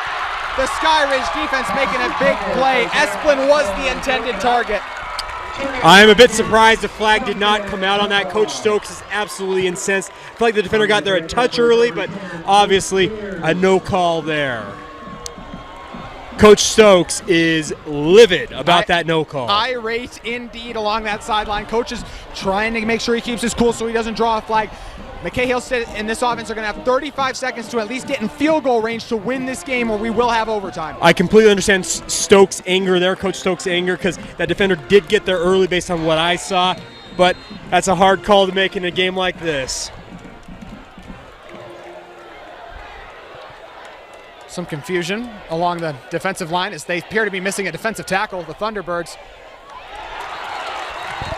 For a moment, it looked to be caught, but just out of bounds right there for the Skyridge as they thought they had a nice game there. Couldn't get the defender, couldn't get the foot down, was Mr. Kyle Valdez. Nice thrown ball by Hillstead. Yeah, it was a nice throwing ball. Valdez did everything he could to keep his body control, get that foot down. Just a toe out of bounds probably. It had to be perfect to complete it. Falls short right there. Timpview gets right along the defensive line. They roll Hillstead out to the left. The nice throw there is caught for the first down. Nicely done there by McKay Hillstead with that little sprint out action. Catch made by 81 Cannon Jensen. Jensen, the recipient there.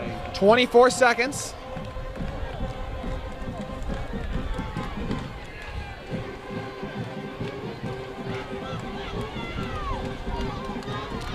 Still 24. Hillstead, pressure. Tries to fit into a tight window on the outside and unable to make the catch there. Once again, Hillstead with guys in his face from Timpview's defensive line. Very nicely done. There was Itano Foster, I believe, getting in there for the pressure on that one, number 2.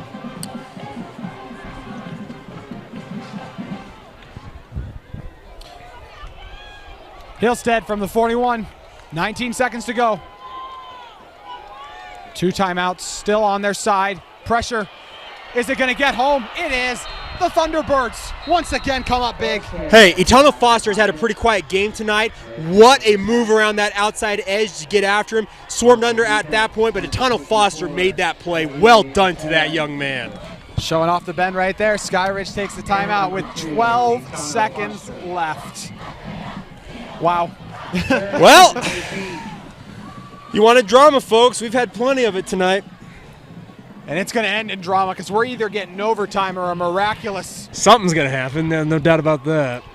Still 1 timeout left, too, so you could hypothetically get the big playoff here and have time to bring your kicker on out, burning that timeout. The entire field is still in play. Don't need something just along the sidelines. You can get it anywhere as long as they leave at least a second on that clock. And just so people know, overtime rules in Utah high school football are the college rules. You start at the 25, and teams will get their opportunity. Each of them will have an opportunity to match drives, just as a early heads up on overtime.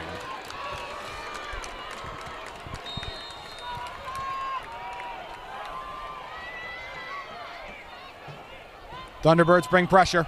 It's picked up. Hillstead leaks out, sees a man.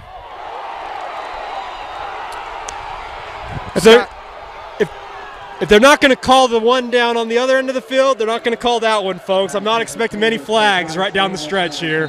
Refs have swallowed their whistles indeed. Don't want to interfere right now. We paused for a second here because we thought one was coming in. Coach Stokes was freaking out on that sideline. I didn't see much of a freak out here from Skyridge's coaching staff. I think they understand this is not the time you're getting that call, it appears. So 4th and 17, they're bringing the punt unit out. Probably. Please adjust the clock to 7 seconds. They're putting 7 seconds on the clock, so it was at 10. They take off to 3.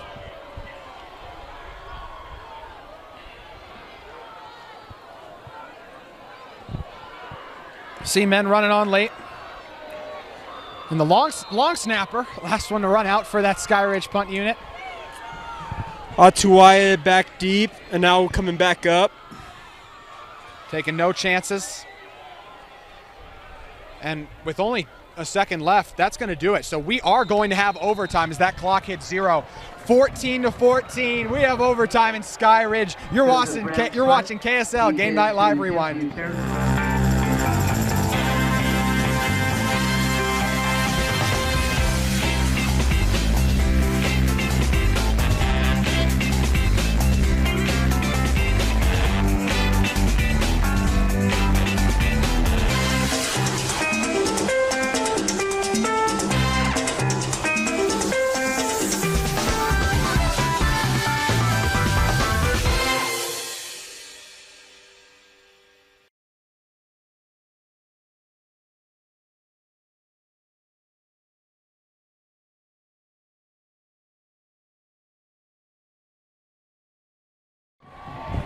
Welcome back to Skyridge High, where we have overtime. It has been a long game indeed, straining over 3 hours, but we're not tired here. We're ready for some overtime. It's a beautiful Friday night, and doesn't like the sound of overtime high school Friday night football? It's been a fun one, folks. A lot of drama. Both coaching staffs having their druthers to say to the referees on some certain no calls down the stretch there. I could have seen pass interference on 2 specific calls on both sides, but referees decide, you know what? We don't want part of any of this, so we're just going to do our thing. All right, just to review overtime rules for everybody. We'll have a coin toss. The winning team will get the option to choose offense, defense, or the side of the field they would prefer to play on. Typical wisdom is that you play defense first, but we'll see what they decide. See the 2 captains for Timpview. The 4 come out for the Falcons. Umpire doing exactly what we just did, going over the rules of overtime. And just so everybody knows, it will be each team gets an opportunity from the 25. They're alternating possessions here. It's sudden death, though. Like if you stop a team and you score, ball game. Jake, you calling heads or tails? Tails never fails, baby. It's been my philosophy most of my life playing NCAA football. It seems to work most of the time. That's a lie, by the way.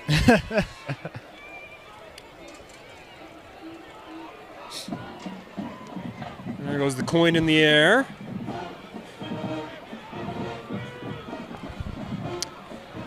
Waiting on a determination of what we are looking at here.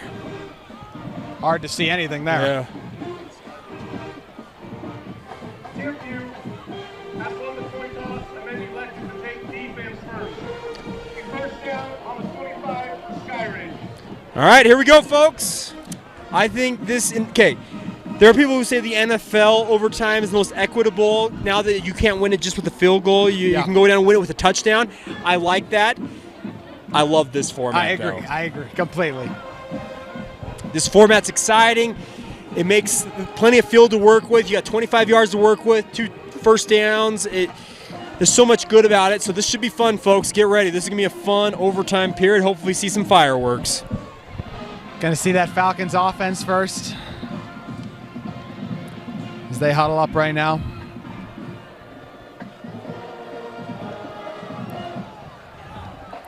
You know, a lot of times as games wear on, you see pass rushes get tired and they just dissipate a little bit. That has not been the case for this Thunderbirds defensive line. Nope, no doubt. So they're probably still going to bring it. They're going to try and get at McKay Hillstead here and get him out of rhythm, obviously.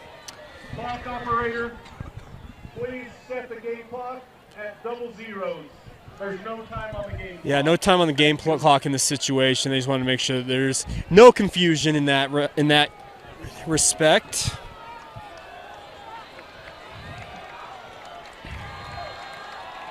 So here we go. Big time overtime matchup. It gets underway here. The first play of OT goes to Fenton. Fenton with a tough run to the outside, but he gets maybe 2. Hand off to Fenton. Stephen Strong with a tough tackle. Second and 8 for Skyridge. That is Paella Alatini, I believe, actually on the tackle there, coming up from his safety position.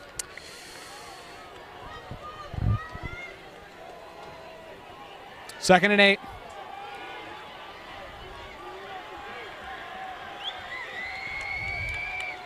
Halstead.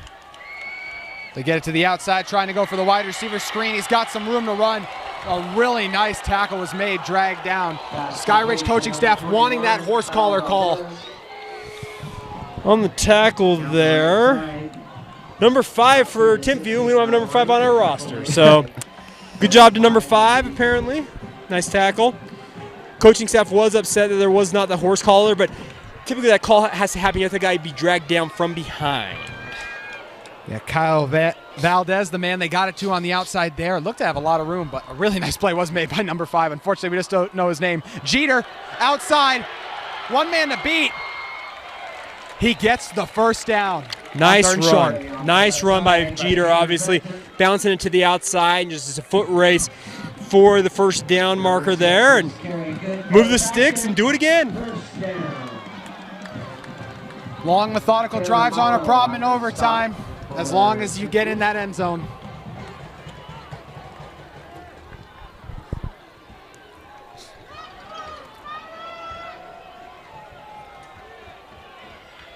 Halstead, play clock, dips under 10. They give it to Fenton. Left side of that offensive line gets movement, and Fenton gets a large gain on first down. Fenton really starting to get after it here. The left side of that offensive line did a really good job there. Fenton just followed his blockers, broke it up, and a nice gain of 8. Want to give credit early on. Timpview's number 5 is Braxton Feely making a play. Fenton again. Tough run and gets the first. Thanks to Dusty Litster for filling us in on Braxton Feely there. Probably should put that together because Feely's one of the best players on this Timpview team. He's a commit to BYU if I'm not mistaken. I'm just stunned that apparently our roster does not have number 5 Braxton Feely on it. So our apologies for that. 4 yards to go. It's been Jeter Fenton all the way. We'll see if they continue to ride him. Power eye look here. Fenton up the gut. Going to be just short, but gains a few, maybe 2 on the carry. Second and goal upcoming. On the stop, number 54, Ciale Asena. Second and goal, Falcons. Think they go back to Jeter here? Yeah, I would. Honestly, he's been lights out for you on this drive. Let him cap it off. A lot of Thunderbirds there. They instead go with the QB sneak. Halstead, did he get in? Yes, he did. McKay Halstead stays with it right there. There was a little hesitation. It took some time, but Halstead waiting, finding the soft spot, waiting for his offensive line to create the necessary movement. He gets in for 6. Halstead is not a big dude, and he initially got stonewalled, as you mentioned. He kept fighting and clawing and finds his way across that goal line for 6. Well done. Opportunity here to make it a 7-point game.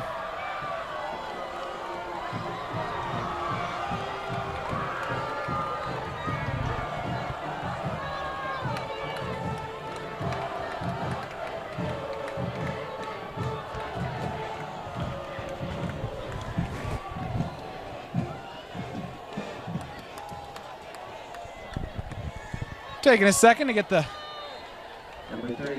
PAT set up. Barker. There was some movement. We'll see who moved first. Yeah, it's a movement across the interior of that offensive line there. We'll see which one drew which. Both sides of the trenches pointing at the other. It was him. No, it was him. No, wasn't me. Officials having a meeting about it. They don't seem to be clear at the moment. Dead ball. Encroachment. It is encroachment. 15 was lined up in the neutral zone. Well, if you wanted to be really sneaky here, if you're Skyridge, you might trot that offense back out there, but I highly doubt they're going to do that in this high stakes of a game. Yeah, no movement along that sideline. They're just going to kick it from a little closer in. Why don't you just line Jeter Fenton up and just punch it across for 2? No. Coach Lehman not feeling that aggressive.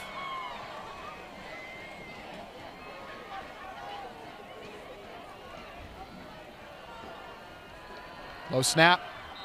It's up. It's good. And that's going to draw a flag. Roughing the kicker is going to be the call here. Yep. If you're the defender there, you've got to hold up. That was Atuai, I believe, coming in just a tad bit late. You cannot do that. It was a little bit of a low snap, so it took a second for him to corral it. Allowed him enough time to actually help him out in the end because of the hit right there. Extra point is good, so we have a 7-point ball game here. They waved it off for roughing the kicker. So they said that Skyridge's blocker on the edge there pushed Atuai into the kicker, therefore no penalty.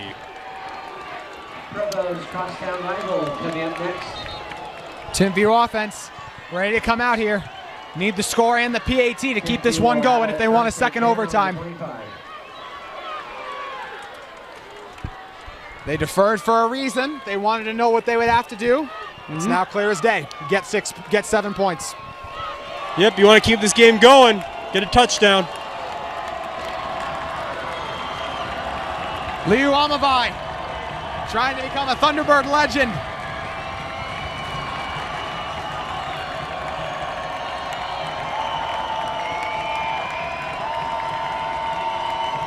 Amavai gives it right away. Party in the backfield by the Falcons. Well done by that Falcons defense. They blitzed right into where that run was supposed to go.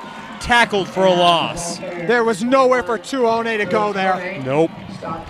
Didn't have a chance from the time he took that ball from Almavai. Only a loss of 1, fortunately, for the Thunderbirds. Second and long.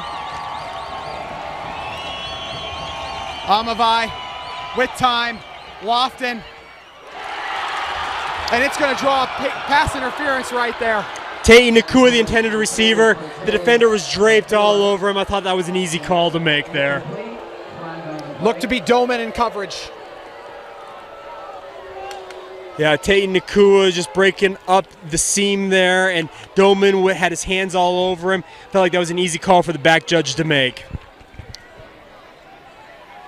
And they're moving it up.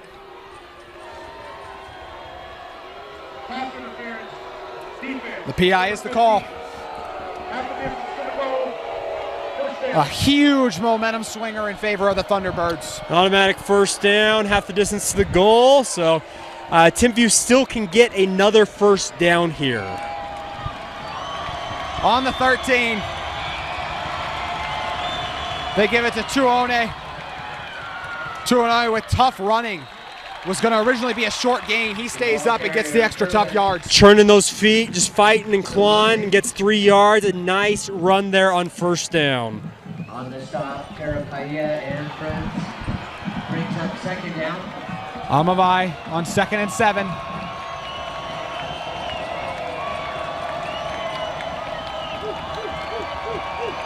Coach Stokes sending in the plays himself.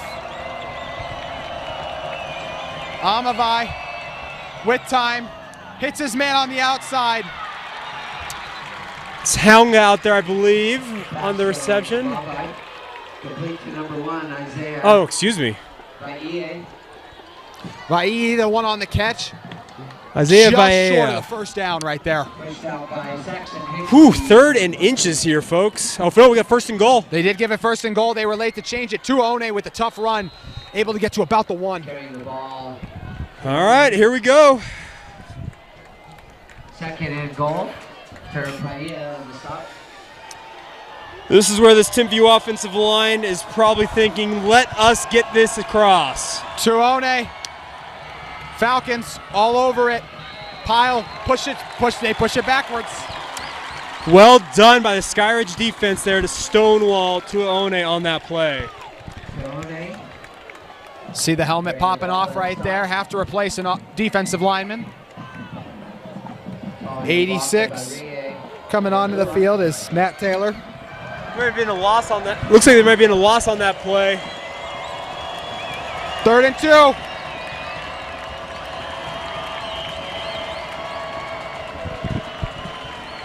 Play clock at 10. Amavai. Now at 5. They get it off. Pressure is picked up to the outside. The game was almost over right there with a pick. Wow.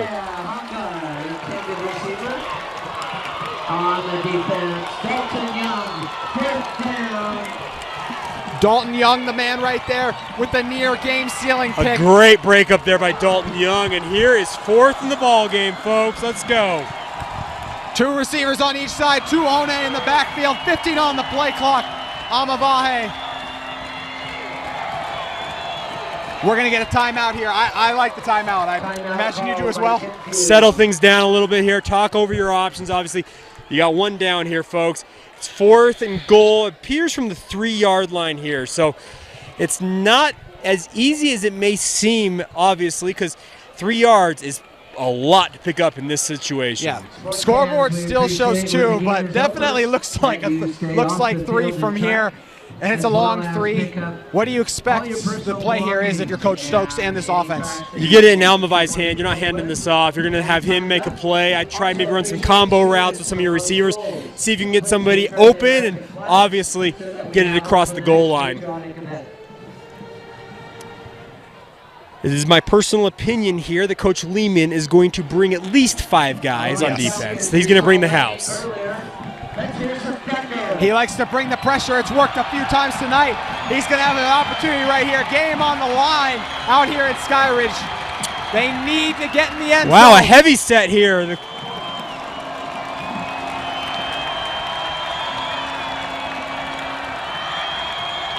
You can hear the Skyridge crowd.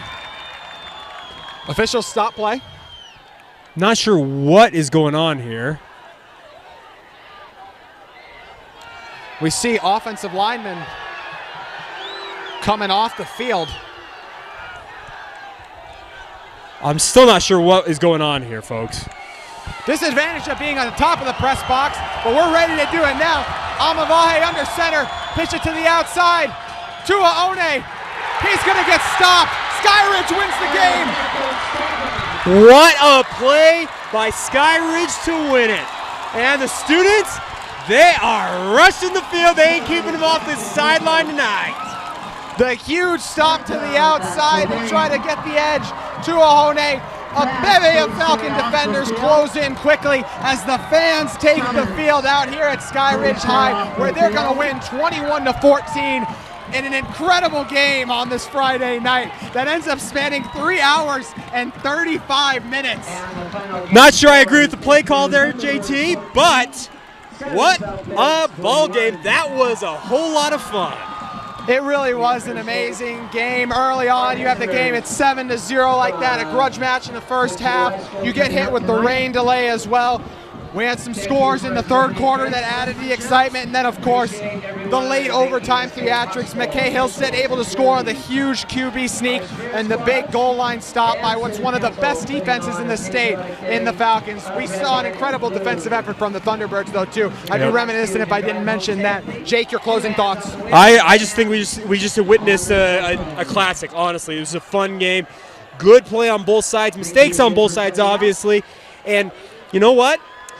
One team's got to win, one team's got to lose, so congratulations to Skyridge. They're going to enjoy homecoming a whole lot more. Yes, they will. You see the students still storming onto the field. It's been an incredible game. It's been an incredible night. We thank all of you who stuck with us through the weather delay, through the overtime, and you were rewarded with an amazing football game. For our cameraman, Mike Christensen, Jake Hatch, I'm JT Wistersill. Thank you guys for joining us. Have a good night. You've been watching Skyridge Timpview on KSL Game Night Live Rewind. At the press box.